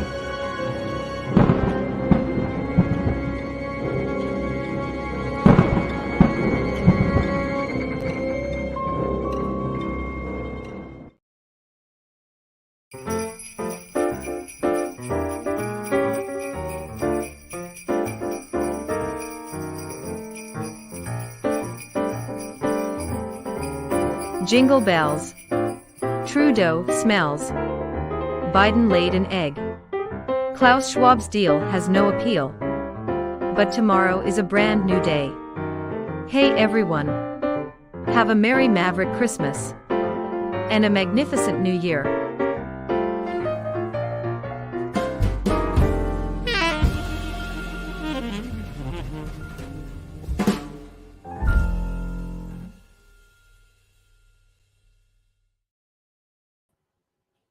Before he was king, he was prince. And Charles had a one-day job delivering the weather on TV. I didn't know he did this. I watched this, and I found it entertaining. I just wanted to share it with you tonight. I just came across it, and I wanted to bring it to you tonight. It made him seem a little more human to me, even though I know these days the royal family and King Charles himself are not that popular with a lot of folks. But I found it somewhat humorous and even a little bit enlightening. This is 11 years ago. King Charles, then Prince Charles, delivering the weather on BBC television. There he is. Looks like he has a tan. He was probably in Dubai. Looking a little uncomfortable, maybe. He's got his hand in his pocket. Oh, very stiff. Very British. Up class. But let's see how he does here, delivering the weather. In association with the Met Office, it says here. Okay, here we go. Let's take a look at the weather forecast now. I'm delighted to say we've got a new member of our weather team tonight. Let me hand over to him now. Your Highness. Well, it's an unsettled picture as we head towards the end of the week. This afternoon, it'll be cold, wet and windy across most of Scotland. We're under the influence of low pressure, and this weather front pushing northwards is bringing cloud and outbreaks of rain. The rain, of course, will be heaviest over the borders and around Edinburgh, where it could lead to difficult conditions on the roads. In the west, rain will be lighter and patchier. There will maybe a few drier interludes over Dumfries House in Ayrshire. Aha! There'll be snow for the higher ground of the Highlands and Aberdeenshire. The potential for a few flurries over Balmoral who the hell wrote this script, as the afternoon goes on. The best of the drier and brighter weather will, of course, be over the Northern Isles and the far north of the mainland. So a little hazy sunshine for the Castle of May and Caithness, but a cold day everywhere with temperatures of just 8 Celsius and a brisk northeasterly wind. Thank God it isn't a bank holiday. Not bad. If he loses his gig as king, maybe he might be able to pick up a new job as a weathercaster, a meteorologist, a television presenter, or maybe he could like come on YouTube and do an interview with us. Doubtful. But anyway, I just thought he didn't do a bad job delivering the weather. Thought it was kind of funny. Anyway, did you know that NASCAR wants to go to the moon? Wants to go racing on the moon. It's a real thing. They are developing a car, NASCAR, to go to the moon. NASCAR potentially going where no motorsport has gone before, all the way to the lunar surface. They've teamed up with a company called, I think it's Leidos, Leidos. I've never heard of them before. And I wasn't aware of this, but they've announced a partnership, and they could see elements of a future NASA Artemis lunar rover, which could contain automotive design, manufacturing, and it could be developed, designed, produced in part by a team from NASCAR. And they might even put like NASCAR right on this lunar racing machine. As you may know, NASA's Artemis program marks the return to the moon for humans. The United States wants to go back to the moon. We haven't been there since 1972. But unlike the Apollo program, a lot of what is needed for the Artemis program comes from private contractors. Enter NASCAR, which will help with the development of a vehicle for future astronauts that they could use to travel on the surface of the moon. I've seen designs also from companies like Hyundai. I've seen similar designs for lunar rovers from companies in Japan and the Japan space program. Well, they've gone to the people who know all about speed, the people at NASCAR in the US of A. So there's a company there called Dynetics, which is a subsidiary of Leidos, and they've submitted a bid for the new lunar rover. They're calling it a lunar terrain vehicle, and NASCAR is part of the whole operation. So this is a partnership that has resulted in the unveiling of a prototype of this lunar race car. I don't know that racing is really the ultimate objective here, but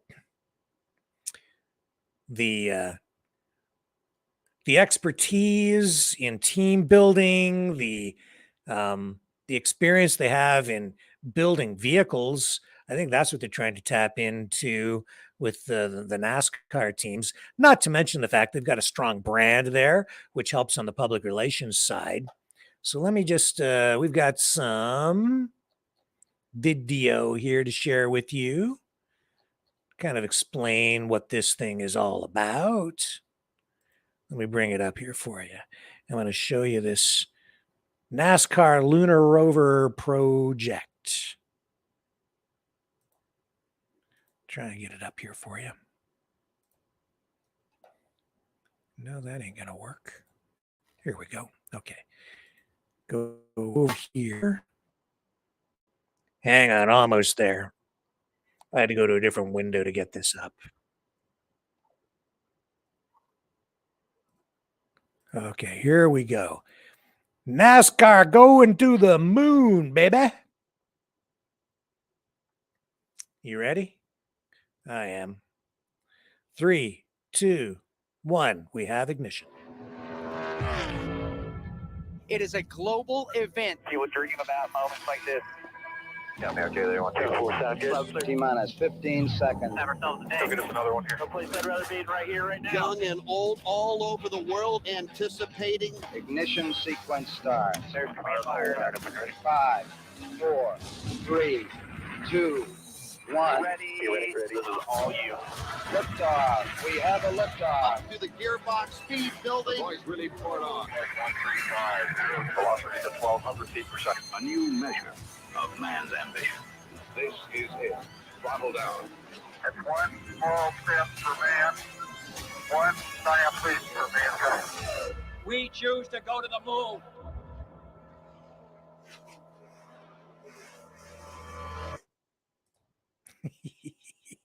Yeah. Let's go racing on the moon. Here's some pictures of it from here's Forbes magazine. They did a spread on this. Let's take a look at let's get a gander at some of their NASCAR lunar rover pics. Here we go. That's what they're thinking it might look like. Doesn't look like any NASCAR I've seen before. But hey, that's okay. I don't think it's going to do 200 miles an hour. The good thing about going fast on the moon is it doesn't have to be aerodynamic. Oh man. Oh, that's a tank. I'm going to launch that sucker into outer space, put her into orbit, then slingshot to the moon, put a crash helmet on and an airtight suit. Put a satellite dish up there on top and beam some rock and roll back and forth from Earth to the moon and back. Pretty cool stuff. I kind of like it.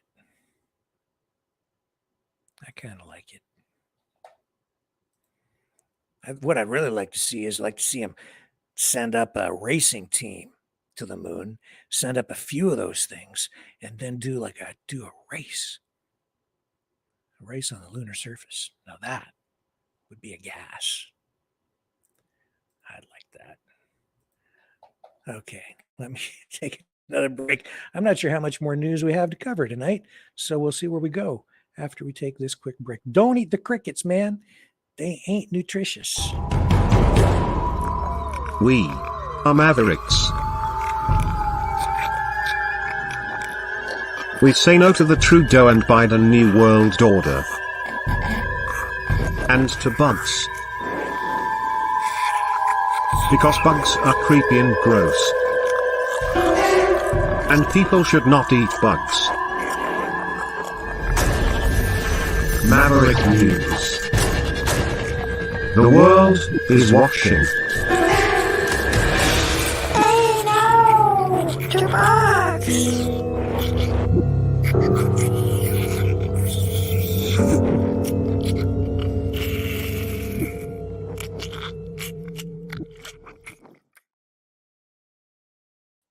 Okay, so I know that Pierre Poilievre in Canada has positioned himself to put real pressure now on the Liberals, Justin Trudeau, to axe that carbon tax.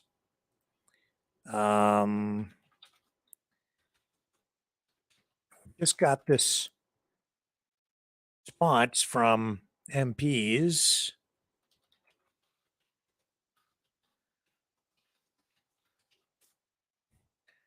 So he's the idea here is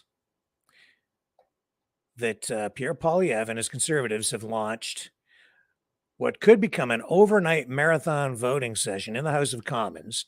They say they'd be making good on their threat to delay the government's agenda over the opposition to the carbon tax.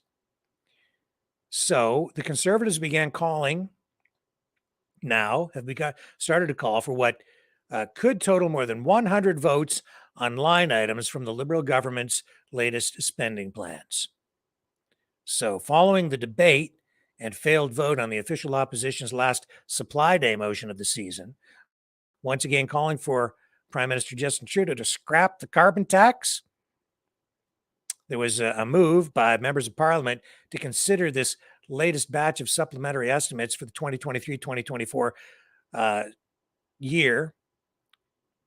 And that is triggering what could be an estimated 27 straight, full, ongoing hours of votes. So the Liberals are saying this is like grandstanding by Poilievre. This is another Mr. Smith goes to Washington moment for Poilievre. Remember, what was it when he went into the House and he just started to speak and speak and speak and speak, and he said he wasn't going to stop? And I don't know how many hours he went on for. It was a long time. Eventually he did succumb and called it quits. But that was like a Mr. Smith goes to Washington moment. This is another one. So tonight it says they'll be dealing with supply bills. And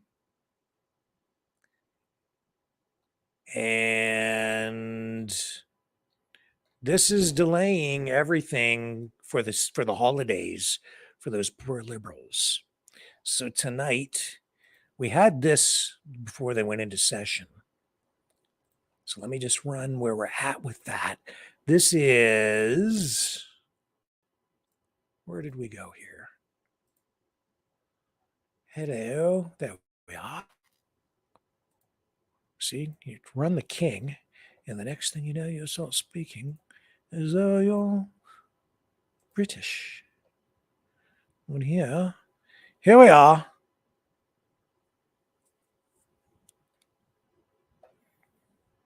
And we're freezing up.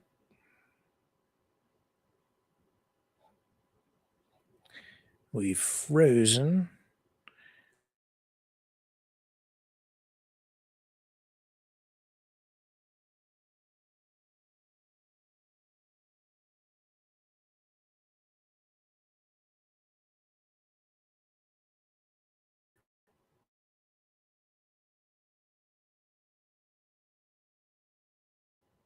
Here we go. So we are going in to vote on supply tonight. We will stand up to the Conservatives and their reckless attempt to bully members of Parliament, but more importantly, their reckless attempt to bully Canadians. I just proposed a motion in there to ensure that we have health breaks for members of Parliament, that we would vote until midnight and pick up again at 7 a.m. The Conservatives said no to that. I think that is something that is inappropriate, and they should, quite frankly, be ashamed about. We would continue voting as normal at 7 a.m. The things that they are objecting to: support for the RCMP, support for agriculture, support for Canada Border Services Agency. They are proposing cuts in these objections, and then when they're going to vote, most likely against this, they are going to be opposing supports for Canadians.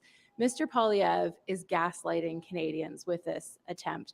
And the question is if he's actually going to be in the chamber or not, because the Conservative Party of Canada has him scheduled to be doing a fundraiser right now in Montreal.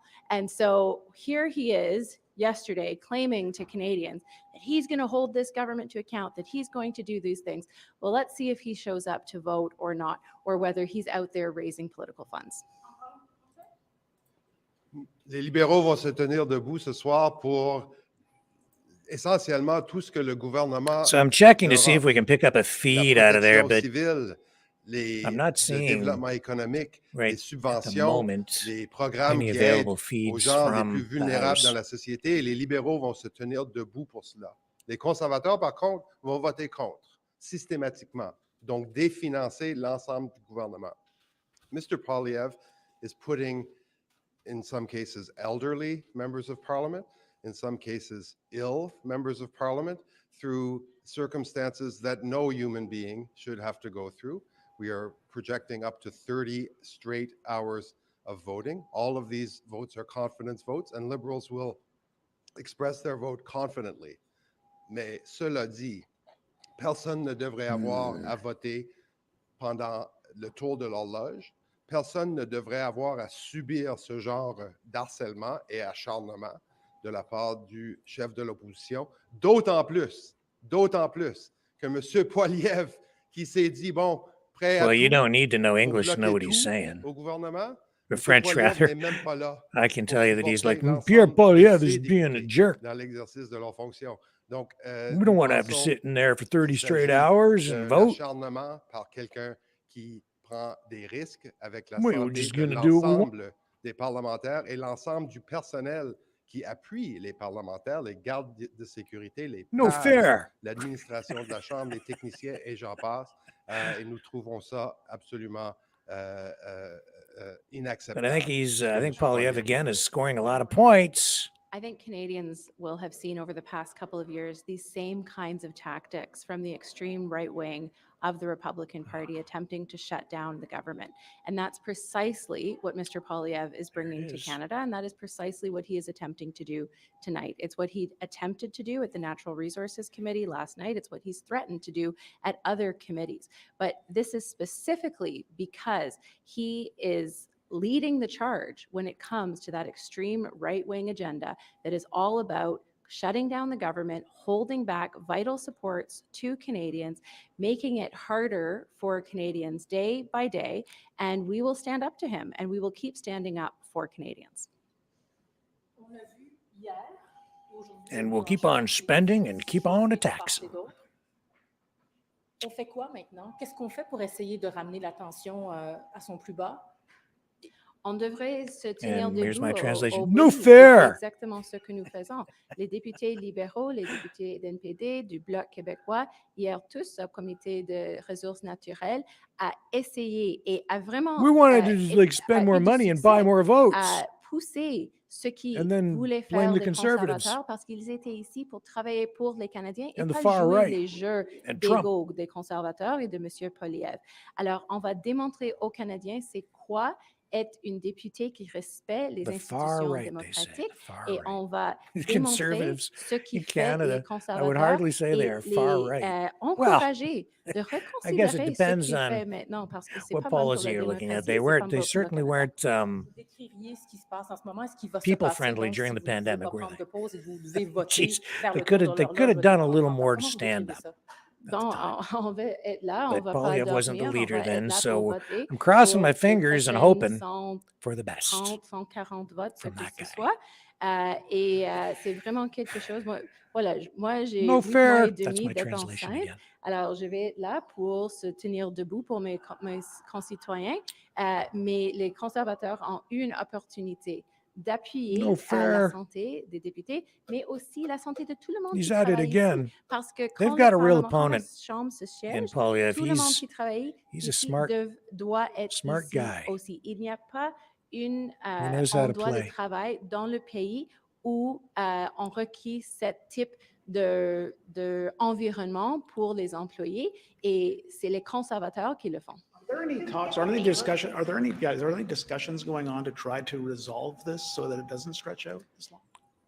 Certainly. I mean, we're in conversation on a daily basis, but the conservative leader has decided that, he would rather disrespect Parliament. He would rather try to obstruct than actually deliver for Canadians. As I said, he is gaslighting Canadians in how he is behaving and treating them and not telling them the full truth about what he is attempting to do. But as Liberals, as New Democrats, as Bloc, as Green MPs, we're all here to work for Canadians. Unfortunately, the Conservatives are only here to obstruct, and we're going to have to go in to vote to make sure that we keep the government going and we keep delivering for Canadians. Thank you. Ultimately, what are the results of this for parliamentary business? Like, at the end of the day, what kind of delays are we going to see? What kind of stuff is maybe not going to get done that would have gotten done otherwise? Like, big picture. Yeah, I'm really sorry because we don't want to miss the vote. but look at the bills on the order paper. All of those are being stalled. Affordable housing, affordable groceries, climate change, the future of jobs in Canada, the Canada-Ukraine Free Trade Agreement, chemical weapons sanctions against countries like Russia. There's a whole bunch of legislation that is at risk because of the games that they're playing. We have to go vote. Yeah, thank you. Merci. Okay. Parce qu'on va voter dans 2 minutes. That's Et on the a vu way hier she soir went. avec les conservateurs, ils ont mis avec l'intelligence artificielle 21 000 amendements. Et si vous avez vu aux I'm ressources sorry. I naturelles, apologize to all our façon de American vouloir bloquer viewers for all the un French. projet de loi I know that qui a été fortement the vast influencé par majority un of privé. you do not C'est speak French. 21 000 amendements qui ont été portés par l'intelligence Canada. artificielle It's what we do. par l'argent des contribuables. C'est évaporé dans 5 minutes. Ça a pris 5 minutes de tout effacer ces 21 000 amendements. Alors, on voit que le blocage des conservateurs, ça n'a pas vraiment du sens et ce n'est pas efficace.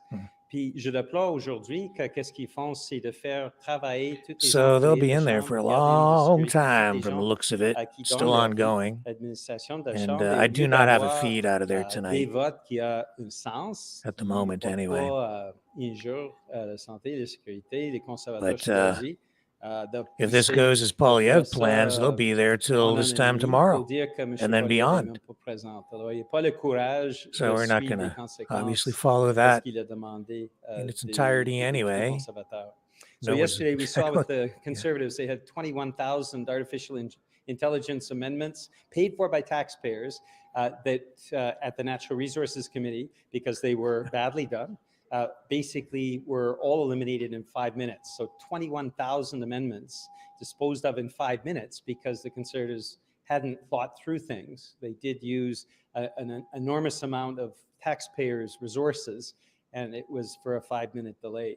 And tonight we're seeing what they're trying to do is force all the hardworking folks in the House administration, people give their lives to preserving democracy and our parliament, make them work all night rather than to have some kind of negotiated, more sensible approach that would not involve working all night. Mr. Polyev is absent. He doesn't have the courage to be here in the House at the same time as he is obliging his members of parliament to vote all evening.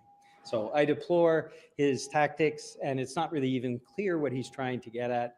It's just the conservatives blocking things for the sheer delight of blocking parliament. Comment est-ce qu'on fait maintenant pour élever Maybe le because débat? they Comment don't est-ce want qu'on the fait pour carbon régler tax. cette situation-là? Est-ce qu'on en discute? Est-ce qu'il y a des négociations? Parce que depuis hier, le comité, on sent que la tension That would est montée be d'un cran. a reason why. Les conservateurs veulent tout bloquer. Ça, c'est leur objectif. Pour nous, au MPD. Anyway, enough. You got the idea.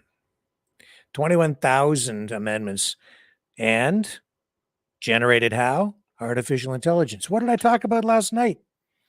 Artificial intelligence having an impact on our political system. And there's just a kind of a almost benign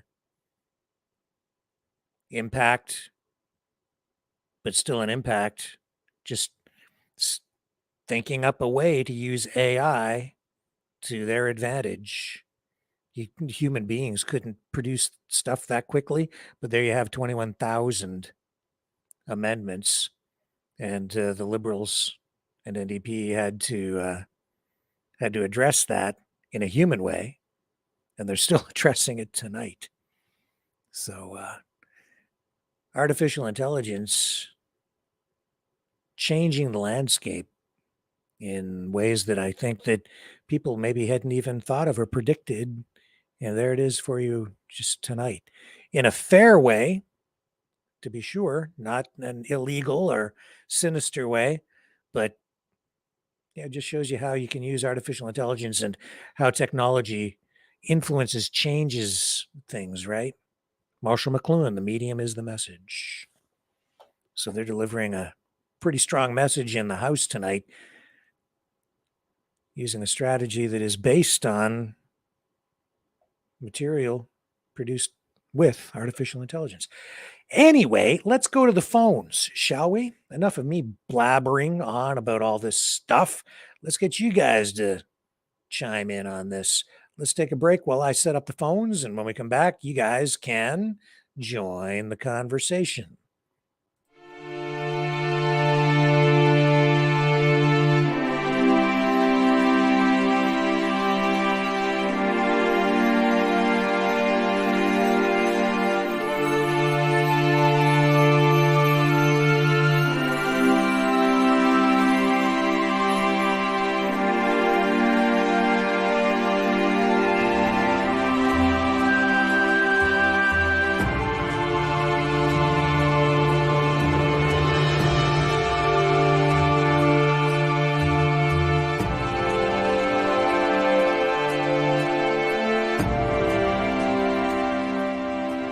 Maverick News. The world is watching.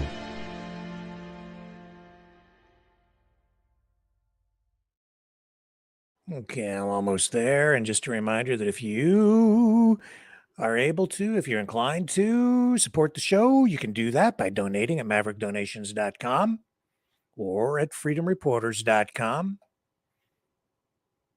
Please like, share, subscribe. Subscribe over on Rumble. That's our main growing platform. We're on a bunch of other ones now, too. Sometimes I'm broadcasting live now on Wimkin.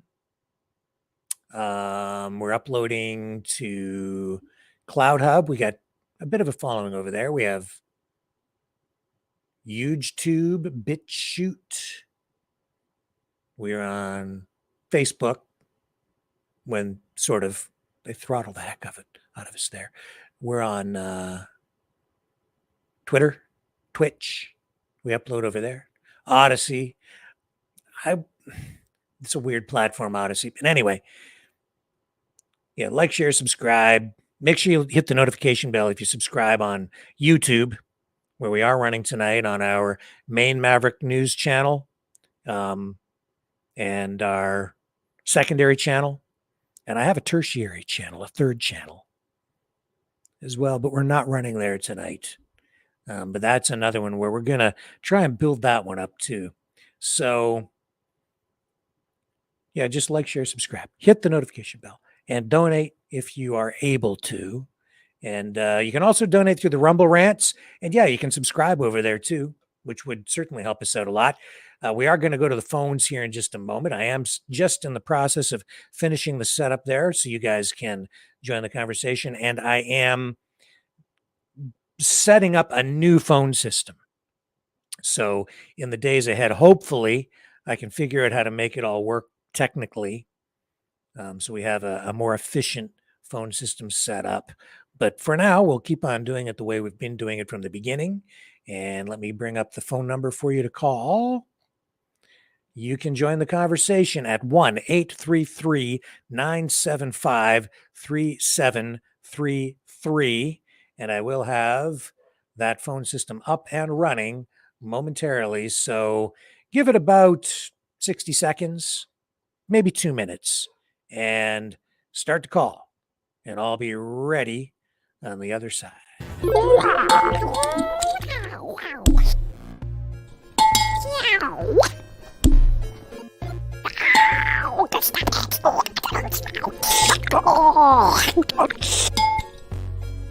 Exile.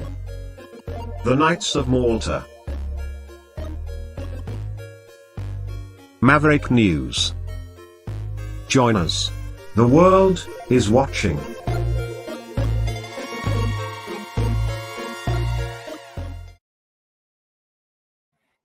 Okay.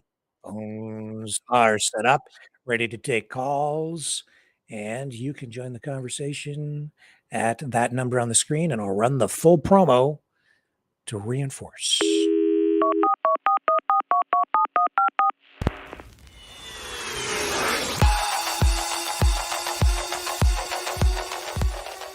Join the conversation. Call 1-833-975-3733. That's 1-833-975-FREE. Speak up. Speak out. Make your voice heard. Maverick News. Fighting for freedom by defending your right to free speech. Be a Maverick. Join us.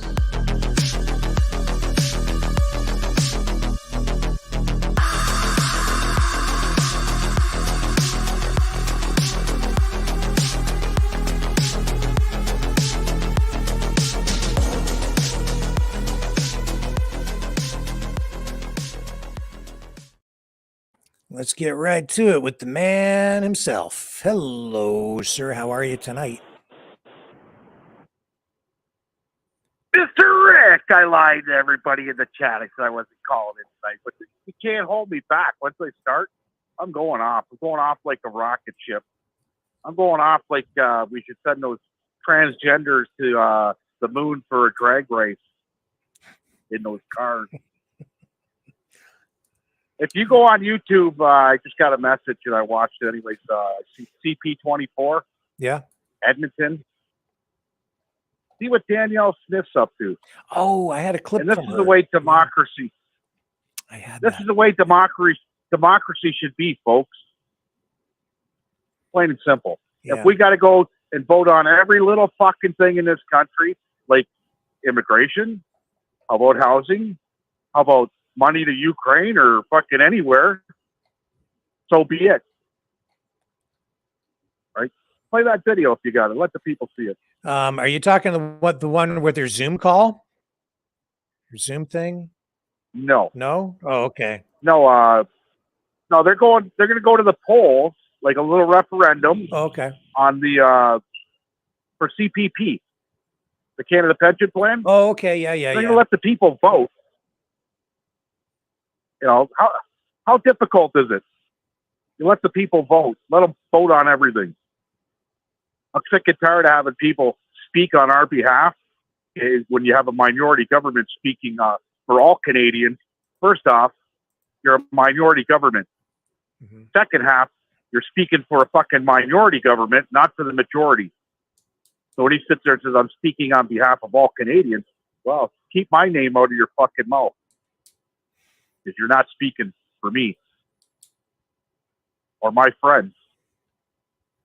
Right? So that's a little bit off topic, but I thought I'd go there anyways with you. And if you find it, it's a quick watch, it's a short video. Yeah, I don't have that one. I had the other one where she was holding Trudeau and actually Stephen Guilbeault, the environment minister, accountable for what they did at COP28, saying that they were really infringing on the provincial jurisdiction by making more promises on climate change at COP28 without consulting the provinces, because we're supposed to have an equal partnership between provinces and the federal government in this country. And the government in Ottawa is not respecting that.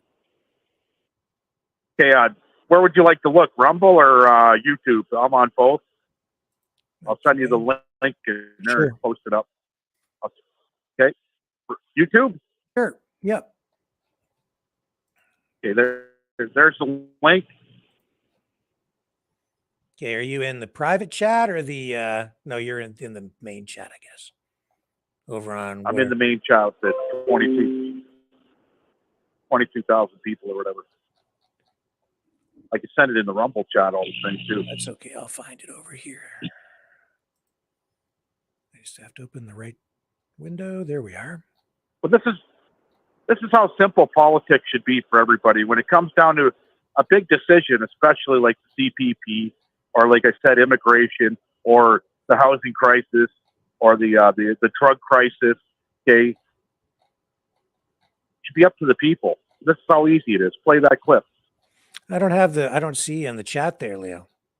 I'm in the chat. Yeah, I'm sure you are.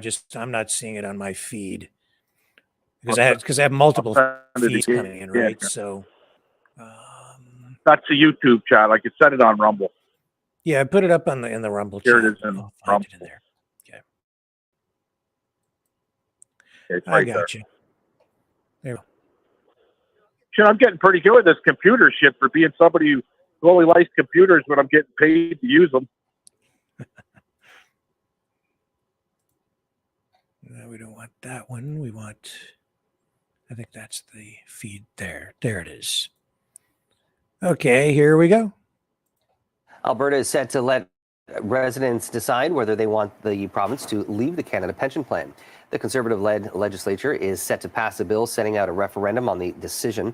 Opposition NDP leader Rachel Notley says the bill gives the government wide latitude to act regardless of the referendum and says pension funds will be at risk. Premier Danielle Smith's government rejected amendments which would have compelled the government to abide by the referendum's results. Oops, hang on, I took you out of the feed. This simple yet brilliant trick to heat your home in 90 seconds will save thousands of dollars on your heating bill this winter. Oh, An ingenious way to heat your home without wasting money Where's is the sweeping feed? the market by storm in Canada. A clever student from Canada, the University of Toronto, just I gotta destroyed stop. the billion Oh, no, dollars he heating didn't. industry by Whatever. There, that one's gone. Okay, got rid of that. There you go. But it's as simple as that, right? When it comes down to big decisions, and you got these minions that are running the show, making those decisions, it's, you know, they're only looking out for their best interest, Rick. Right? I really like what Rami. You know what? He'd make a great vice president. That Rami. Vivek Ramaswamy. Mm-hmm. Yeah, that's him. Okay. He's got his talking points I'll tell you, down. He's a great speaker. He is. Okay, and he's saying everything that the people want to hear. Yep. Okay, they're sick and tired of fucking this immigration, Texas, all of them, right?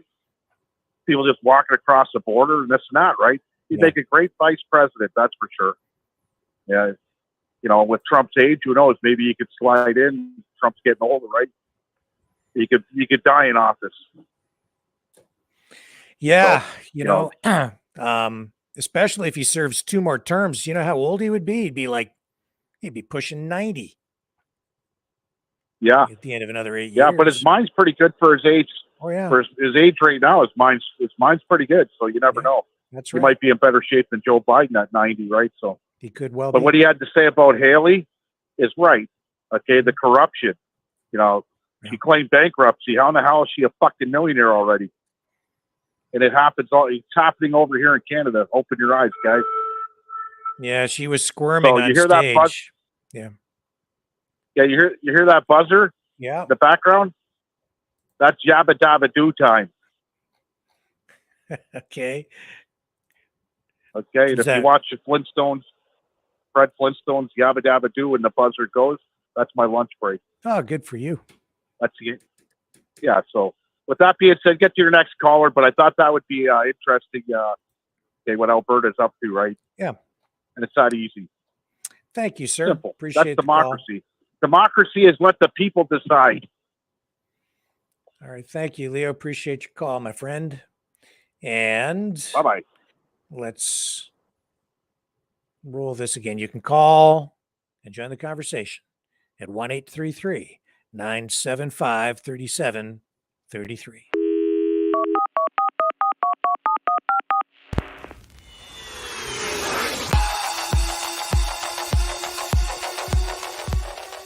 Join the conversation. Call 1-833-975-3733. That's 1-833-975-FREE. Speak up. Speak out. Make your voice heard. Maverick News. Fighting for freedom by defending your right to free speech. Be a Maverick.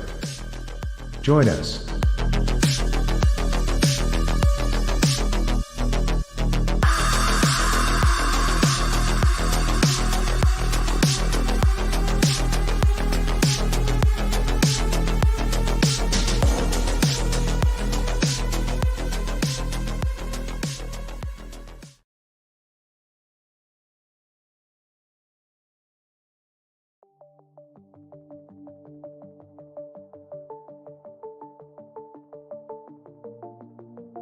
Greetings, brave Mavericks. Our quest for truth continues. We go beyond fake news. Together we expose propaganda. Together we pull others out of rabbit holes. We are maverick thinkers. We are all unique individuals. Defenders of individual rights and freedoms. Credible. Trusted. Grounded in reality. Maverick News. Maverick News. Defending free speech. Free speech. Donate at freedomreporters.com. Do it now. Tomorrow may be too late. Maverick News. The world is watching.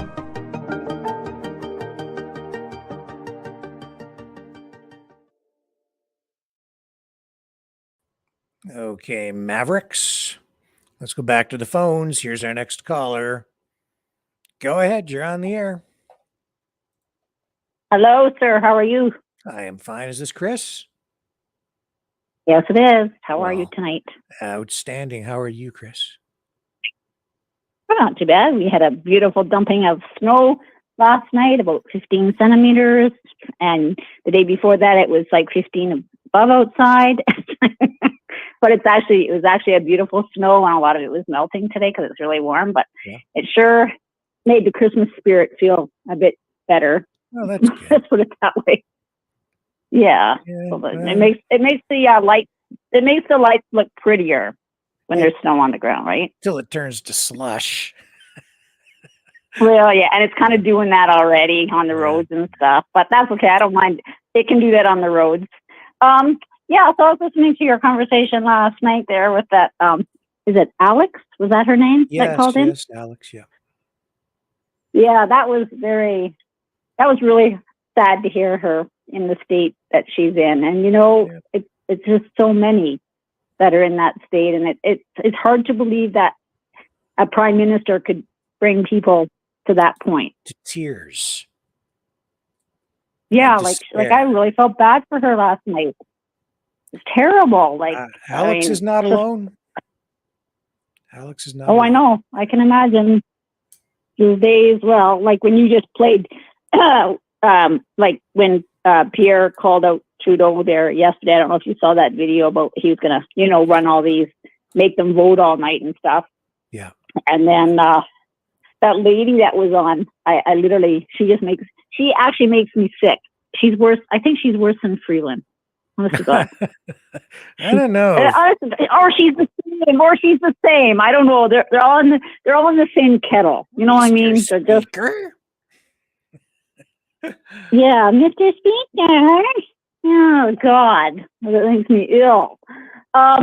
So, did you see the PM that got ousted yesterday in the House? The PM that got ousted in the House. Yeah, You mean Damien the Carrick. MP or the PM is Prime Minister? No, the MLAs or MPs or whatever they're called. The ones that go sit in the House and talk. Okay, well, it depends on which province, or is it federal? Okay. Oh, well, it's federal, so it was an Alberta member of Parliament by the name of Damien Carrick, who's out of the Battleford area of Statler area, all that area. Yeah. He called out Trudeau yesterday and told Trudeau he was a liar and everything. And then the House Speaker wanted him to say he was sorry. And Damien said, no, I will not apologize to this liar and blah, blah, blah. Anyways, he had to leave the House for the day anyways. Yeah. It's just it's a gong show when they're in that House. Like, really. And if the Liberals think we feel sorry for them, what Pierre is doing, I think is actually kind of funny. Why not screw their holidays up? That is exactly it. Like as much as Alex was upset yesterday, what you have to do with these guys is you have to laugh. Yeah, you do. So much of it is just ridiculous. It's just like it's a big drama show. Mm-hmm. That's all it is. It's like the world's a big stage right now, and we're all sitting there watching it. And I understand how she feels, because there's lots of times I don't get to the point where I'm crying, but I get to the point that I'm so angry. Like, it's a good thing you're not standing in front of me, kind of thing. Yeah. But then you just got to step back and go, you know what? He's going down the polls every day, more and more. I don't know how much longer it can go on. Like, I mean, at what point in the polls do they have to call an election? Like, how far down does he have to go? Well, the polls don't. Before something has to change. Polls are just a gauge. They don't bind anything. But there is that petition that has been formally introduced, or is about to be formally introduced, I guess, in the House. They have over, I think, 200,000 signatures already, with people calling for a vote of no confidence. And then if that petition goes forward and is presented to Parliament with those signatures on it, and people can still sign it, you can find it on the government website. Then the I think it's till petition the calls 24th or something. Isn't yeah, it? they want an election 45 days after that. Now, the petition just applies public pressure. It's not binding again, but it still carries some Right. weight because it'll get more attention. And if the government doesn't respond to something like that with that many signatures on it, then it's just going to erode his support even more. So it certainly can't hurt to go sign it Right. if you want an election. I actually already did sign it. Oh, there you go. How many? Not So how many signatures do you think that have to be on there before they'll actually acknowledge it? Though I don't think there is any particular number. I think it still comes down to whether, Trudeau, he doesn't have to call a vote of no confidence just because there's a petition. He doesn't have to. He could. It depends. No. It depends on, Polyev is a pretty sharp cookie, right? So maybe he can I know. use that to leverage a vote somehow, or put more pressure on to get a vote of confidence in the House that could turn into a vote of no confidence. I'm really hoping that the new year will change something. Like, I don't think Canadians can take. I don't think we can take another year of this, Rick. See, that's right, because Like, that's oh what my that God. petition will do, actually, Chris, is it will put more pressure on Trudeau because there is pressure from within his own party now for him to resign. We know that. So there are Right. people positioning themselves to become the next leader already. We're seeing that. And as we've been reporting here, sometime early in the new year, he is expected to resign if he doesn't improve in the polls because he's down so low. Yeah. So he'll get pressure from within Oh, his I own know. party, right? That's really where the pressure comes from the public. and Wow. then, his own people will want to get rid of him. Do you have any idea? Have you looked at the latest polls? I haven't seen anything lately to see if he's fallen any more from November. Have you seen anything? Well, we did about a week ago show what the polling was in the 338, and the Conservatives were way out in front. They had, what was it, nationally? Yeah, they're down a little. No, that's Quebec.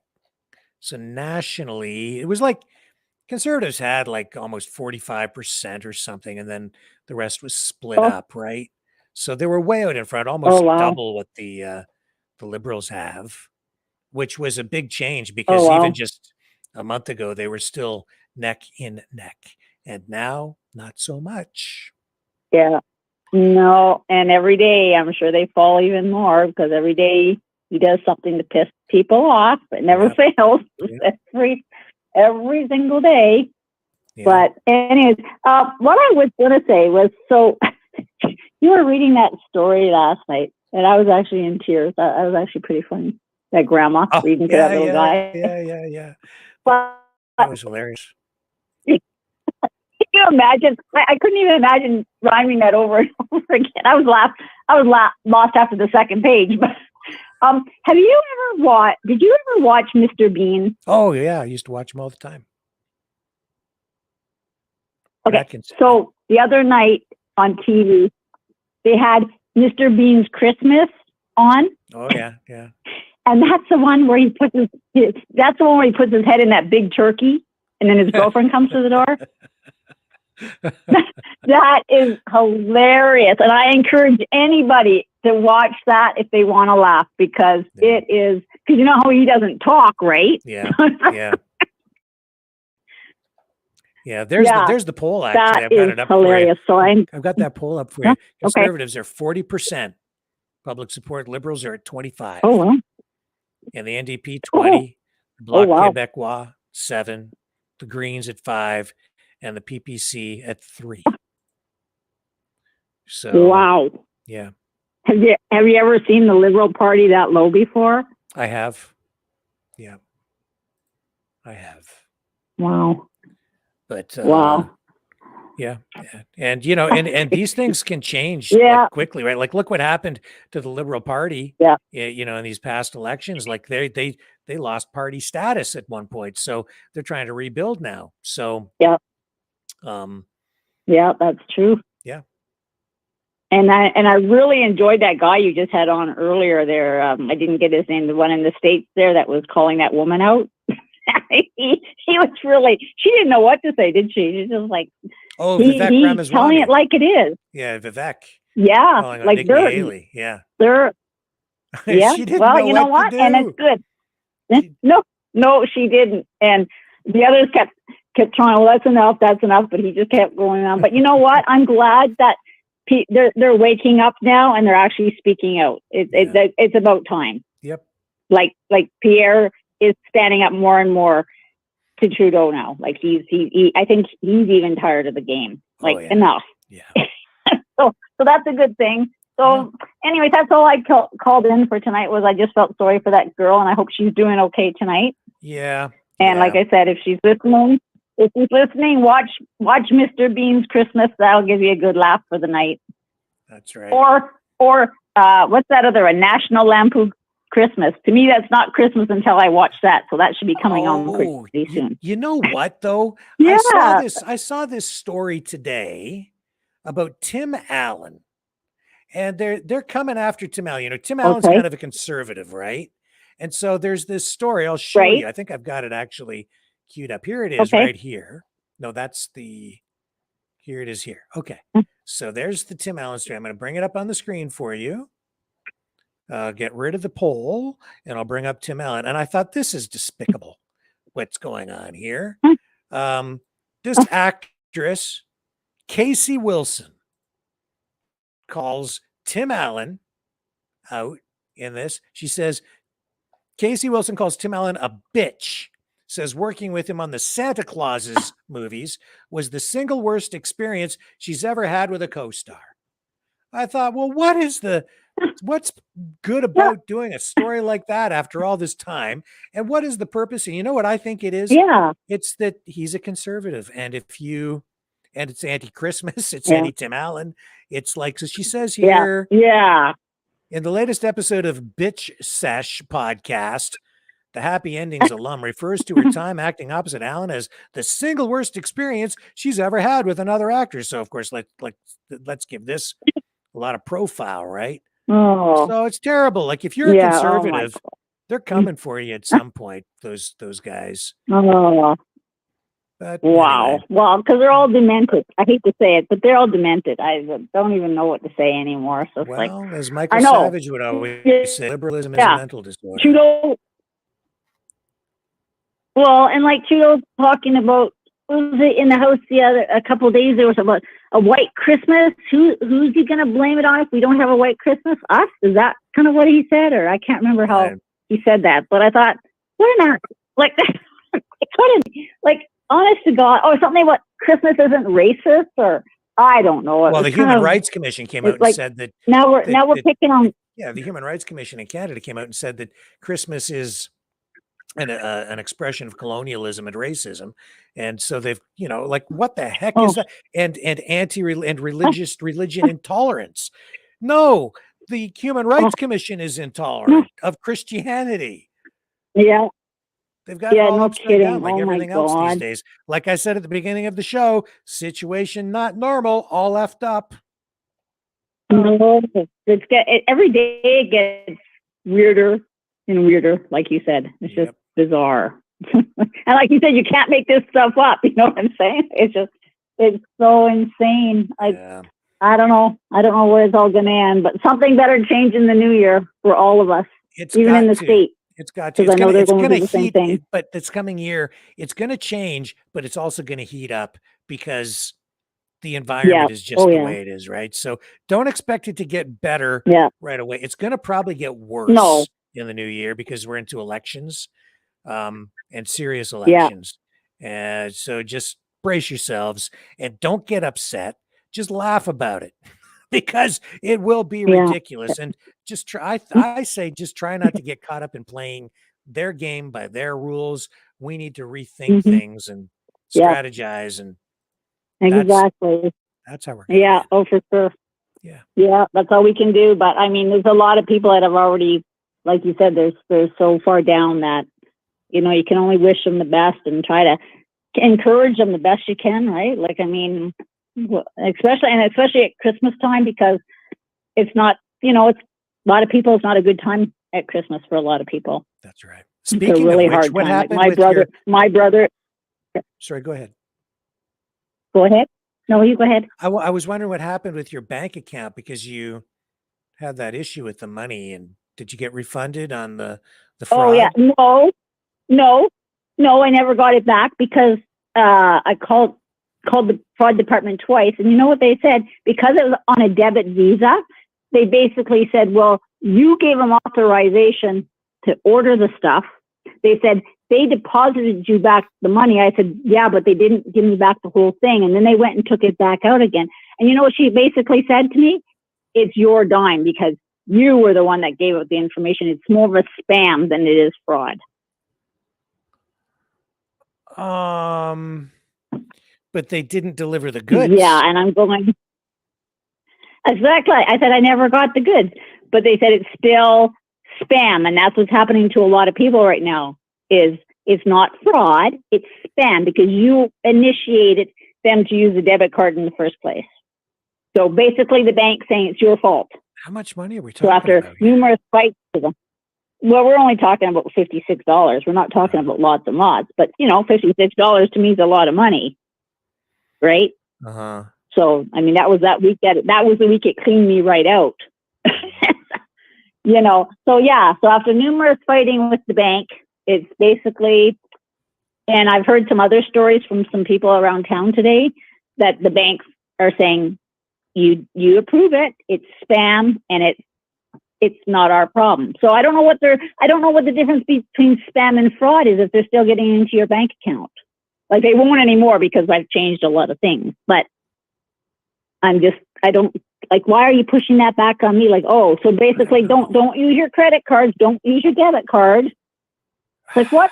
Like, well, did you give them a PIN number? No, it was just the debit card part, like the number on the front of the card. Like so it was a Visa, and then obviously that's Visa, like a one-time it's a Visa charge thing. Well, yeah, no. So what it is the debit cards that I have a Visa on it. Okay, so you can buy stuff online. It's like a Visa card, only it's a debit Visa, so the money comes out instantly. Like if you were going to a point of sales and using it. Yeah. So when you do it online and you give them that number, then that's like a point of sale, and then they're into your account taking their money. So it's not like a Visa where it might take a little bit longer to go through. I don't know. I don't have credit cards. I don't know. But I don't understand why you aren't protected to some degree, because even if you charge something on a charge card or a credit card, if the goods aren't delivered, then and there's a paper trail on that, then you are entitled to a charge back. Yeah. So yeah, the credit and card that's exactly company she said charge it back. Yeah, exactly. But it's not a credit card company. It's not like it's not like it was an American Express card or something like that. It's a debit Visa. So basically, they're saying you used your own money to pay for it, which I did because it was a debit card. Yeah, it's the but then they're saying you never got the. It's like giving them right. cash. So you never got the goods. Right, and then you never got the goods. And I so never use a card like that. Yeah. Yeah, and you know what? I've changed everything now. There's no way they can get in. I mean, if they do, then they've actually hacked into the account. But yeah, after, numerous hours of fighting with the bank, I was really, really frustrated. I can tell you that. So just, buyer beware, and the banks will try to put it back on you. It's your fault. You ordered it. Well, how was I going to know that was going to happen? Right. Well, how do you know? Yeah, see, I don't use a card like that. I've never used one for a variety of reasons, and I guess we all need to educate ourselves on what the best way is to protect ourselves online, right? But I understand why people get scared when you hear stuff like that, but there are other things you can do to protect yourself if you're engaging in an online transaction. So that's very disappointing to hear. Right. Well, it is. It was very disappointing. A lot of people are saying you should just go buy like a Visa, like a gift card kind of thing, and use that, because then it's only a one-time use. But I don't even know. I don't use those cards, so I don't know Even how safe that is either. That's like giving them cash too, because you don't really have chargeback provisions, I don't think, on a transaction like that. No. So no, No. because if you use like a credit card, if you use a credit card, then that's on credit. And then if they don't deliver the goods, then the credit card company will initiate a chargeback on your behalf. And then they take the money back from the place where they took the money. Right, exactly. But so I guess I just had, a lesson learned for me. I mean, what can you do, right? I mean, I'm not going to sit, I mean, you can only argue so long with them, and then you just think, well, I just give up, because, you're also talking to someone that doesn't talk English very well. So it's 10 times harder to try to talk to them. Well, which doesn't help the situation. I have a story that I think I'm going to share, as long as I get all of my information correct and straight, about a fraud operation. It's called spear phishing, and they targeted me, and they came after me in the past week, and I've got a whole bunch of information about that. So one of these nights, maybe tomorrow, maybe next week, when I get it all laid out, I'm going to share that information with everybody here to show you the kinds of sophisticated things that are being done online to target you, to target all of us, right? To be aware, because this is really sophisticated. It could have, I saw it, and at first I was like, is this legit? I was suspicious. And so as soon as you're suspicious of anything, just err on the side of caution. But I played along for a couple of days with them, and they kept trying. They're still trying to get my information. So I'll show you what they do. Oh, wow. Yeah. Wow. Well, the W5 did a story on it. So if you go on to a website and you really want to check to make sure, because like you said, it's so sophisticated that even people that are high tech can get caught in it now, right? So they said what they do is, so when I ordered off of this site that said Marshalls, which is part of Winners and that, right? I thought it was that.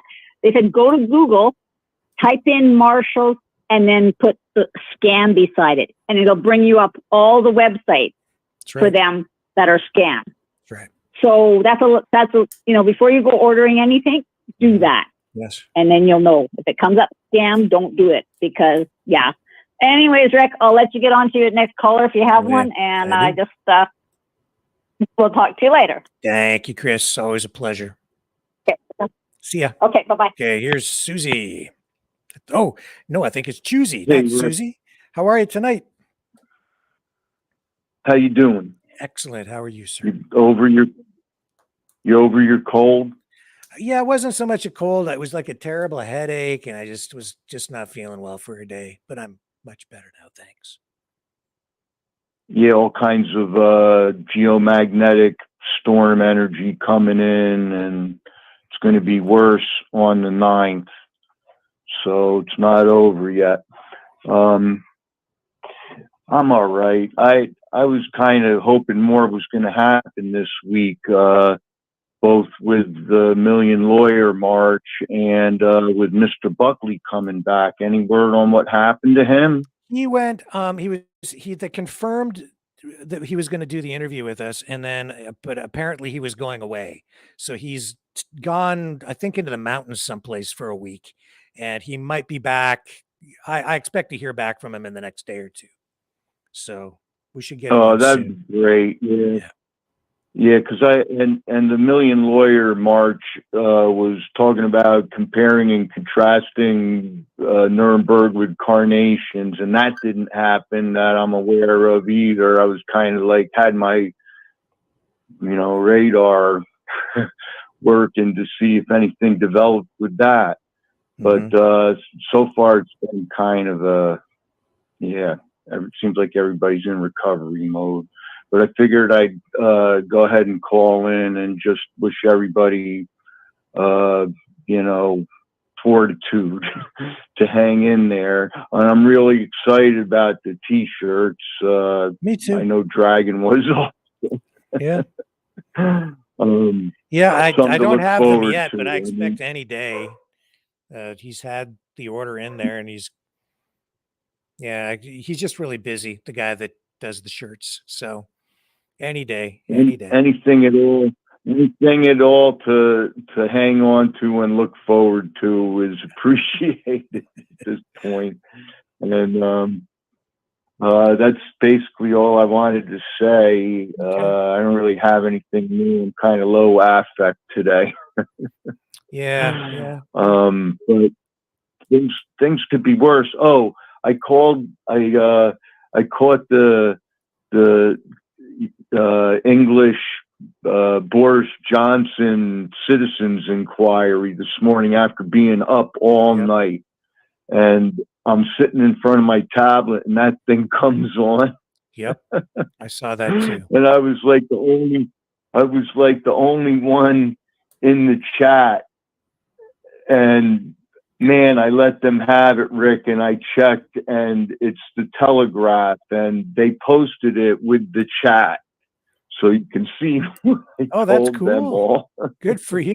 It is kind of cool, and I was like, it was one of those synchronicity moments. But that's the thing, peeps. When we're feeling like a little low and disconnected, you never know what's right around the corner. Well, so just do the best you can. Yeah, give me your take on what you saw with Boris Johnson. They had him on the hot seat again today, explaining his role and the government's response to the pandemic. What did you make of that? Oh, he's playing defense big time. And, you know, I mean, you're not going to hear any of these folks mention the Jesuit order or the Knights of Malta. That's not going to happen. And, you know, he's just wiggling like a worm up there. It's really, you know, it's hard to watch. So I have to keep myself busy in the chat. Yeah, And, he was squirming in I'm that like seat looking at today. I watched some of it this morning as well. Yeah. What other platforms was it on besides the Telegraph? That's because I just jumped in the first thing I saw that was on. But you know, there's a bunch of ladies sitting there looking at their laptops, and I'm thinking, I hope I'm getting through to a few of them. You know, that was a government committee he was testifying in front of, and I'm not exactly sure what all the logistics are surrounding that or the particulars, but I know that he'd been on the stand at least a couple of days. Might be back tomorrow. I'm not sure. Do you know if he's coming back tomorrow for more, or if they're moving on to somebody else? I didn't catch. I know that this was day 2, and I didn't catch day 1, apparently. And I just, you know, it was happenstance, synchronicity that I just slotted in right at the beginning of this day 2, and I was like, "What? Boris Johnson? Is this live?" Yeah. And I was like, "Whoa!" And I was, after being up all night, I was like, "Man, I was like in the zone.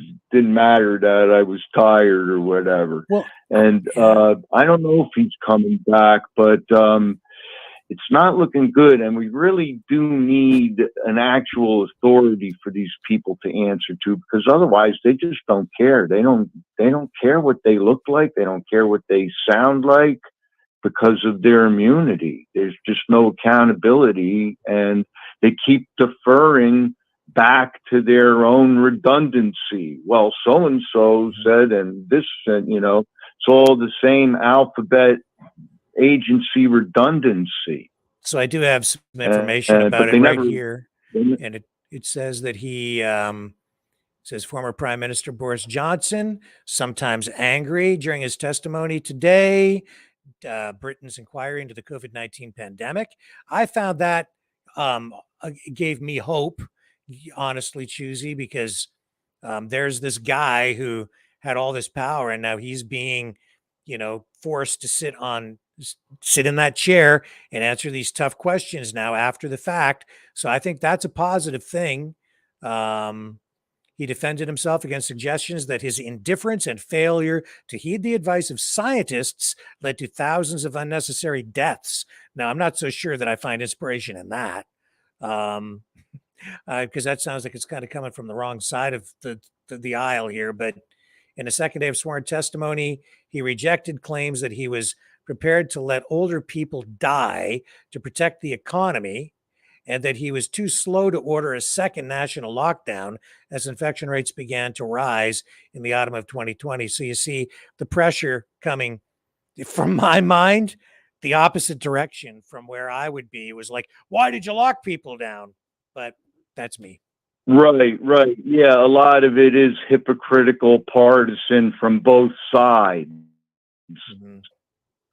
which, again, it misses the mark, which is why we need actual, a body with the actual authority to charge and sentence. Otherwise, it's just posturing.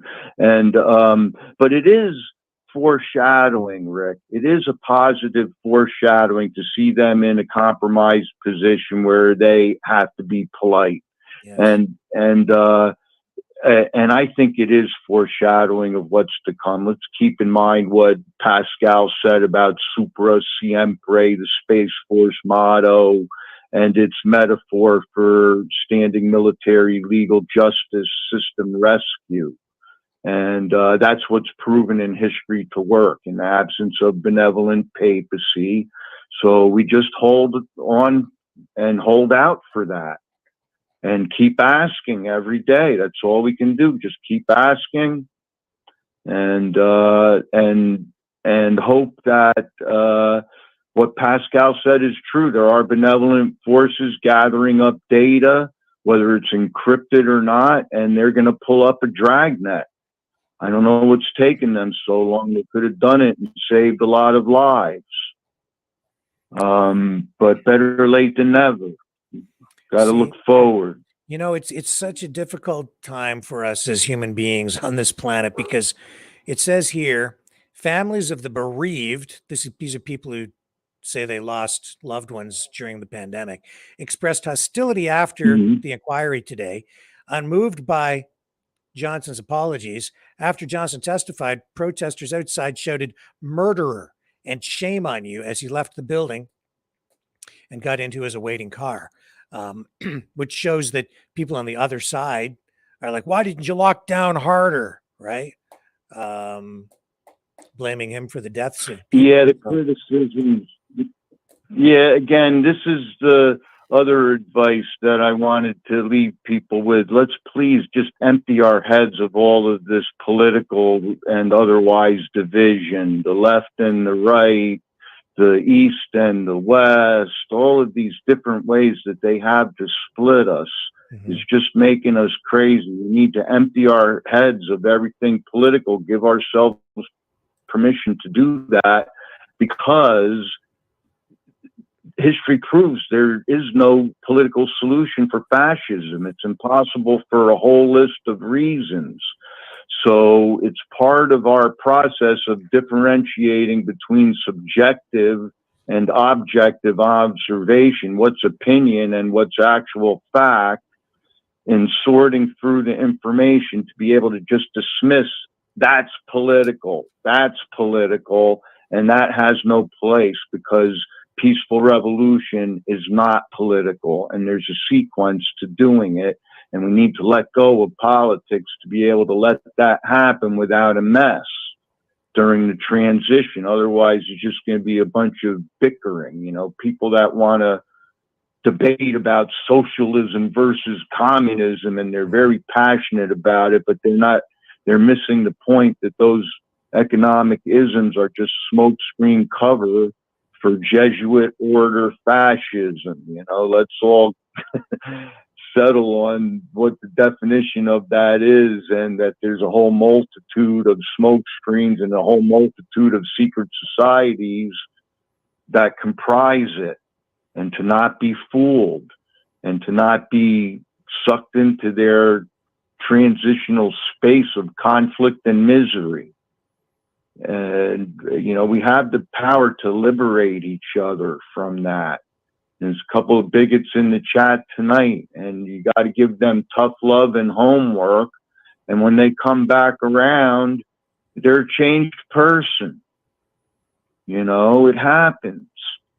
So that's all we can do is just keep being the best educators every day, be responsible, and don't take any crap at the same time, right? I hear what you're saying. Yeah. Don't play the game by their rules. And no, we're not going to divide up. We're not going to play dodgeball when they're like, oh, you got to divide into teams. You're going to pick your friends and go on the other side of the gym. Then we're going to chuck balls at each other as hard as we can. No, we're not going to do that. Teach, stuff it, you know? But, you know, it, maybe that's a little extreme, but you get the idea. Yeah. It's just all narcissistic splitting. You know what? You You use words that are a little different than mine, but at the end of the day, you and I, we're kind of on the same page. Yep. Oh, we absolutely are, Rick. You're my foot in the door with Canada, sir. There's nobody like you up there that I know of. There was nobody in the alternative media, and even the lawyers were slower to come around than you. But you know what? There are lawyers up there that are in the Million Lawyer March, and they got that level head going. So it's a matter of time, my friend. Maybe it wasn't this week, but maybe next week will be the big lucky week. Okay? Okay, we'll keep working toward it. Team Maverick. Yes, sir. All right. Much love, sir. Love you back, man. No fear. None. Take care. Thank you, Choosy, and thank you to all the Mavericks, all the Maverick family. Thank to all of you. And thanks to the new viewers, too. And now that you're here, you're part of the Maverick family, too. And we are going to wrap it up for tonight. It is, we've been on now, for over 3 hours. So another successful transmission. And I'm so grateful for the time that you guys have spent with me here tonight. Let me bring this phone number down off the screen, and we'll bring this over here. Click on that, and with that, I will promise that I'll be back tomorrow night for another Maverick News broadcast. Love you guys. Catch you on the flip side.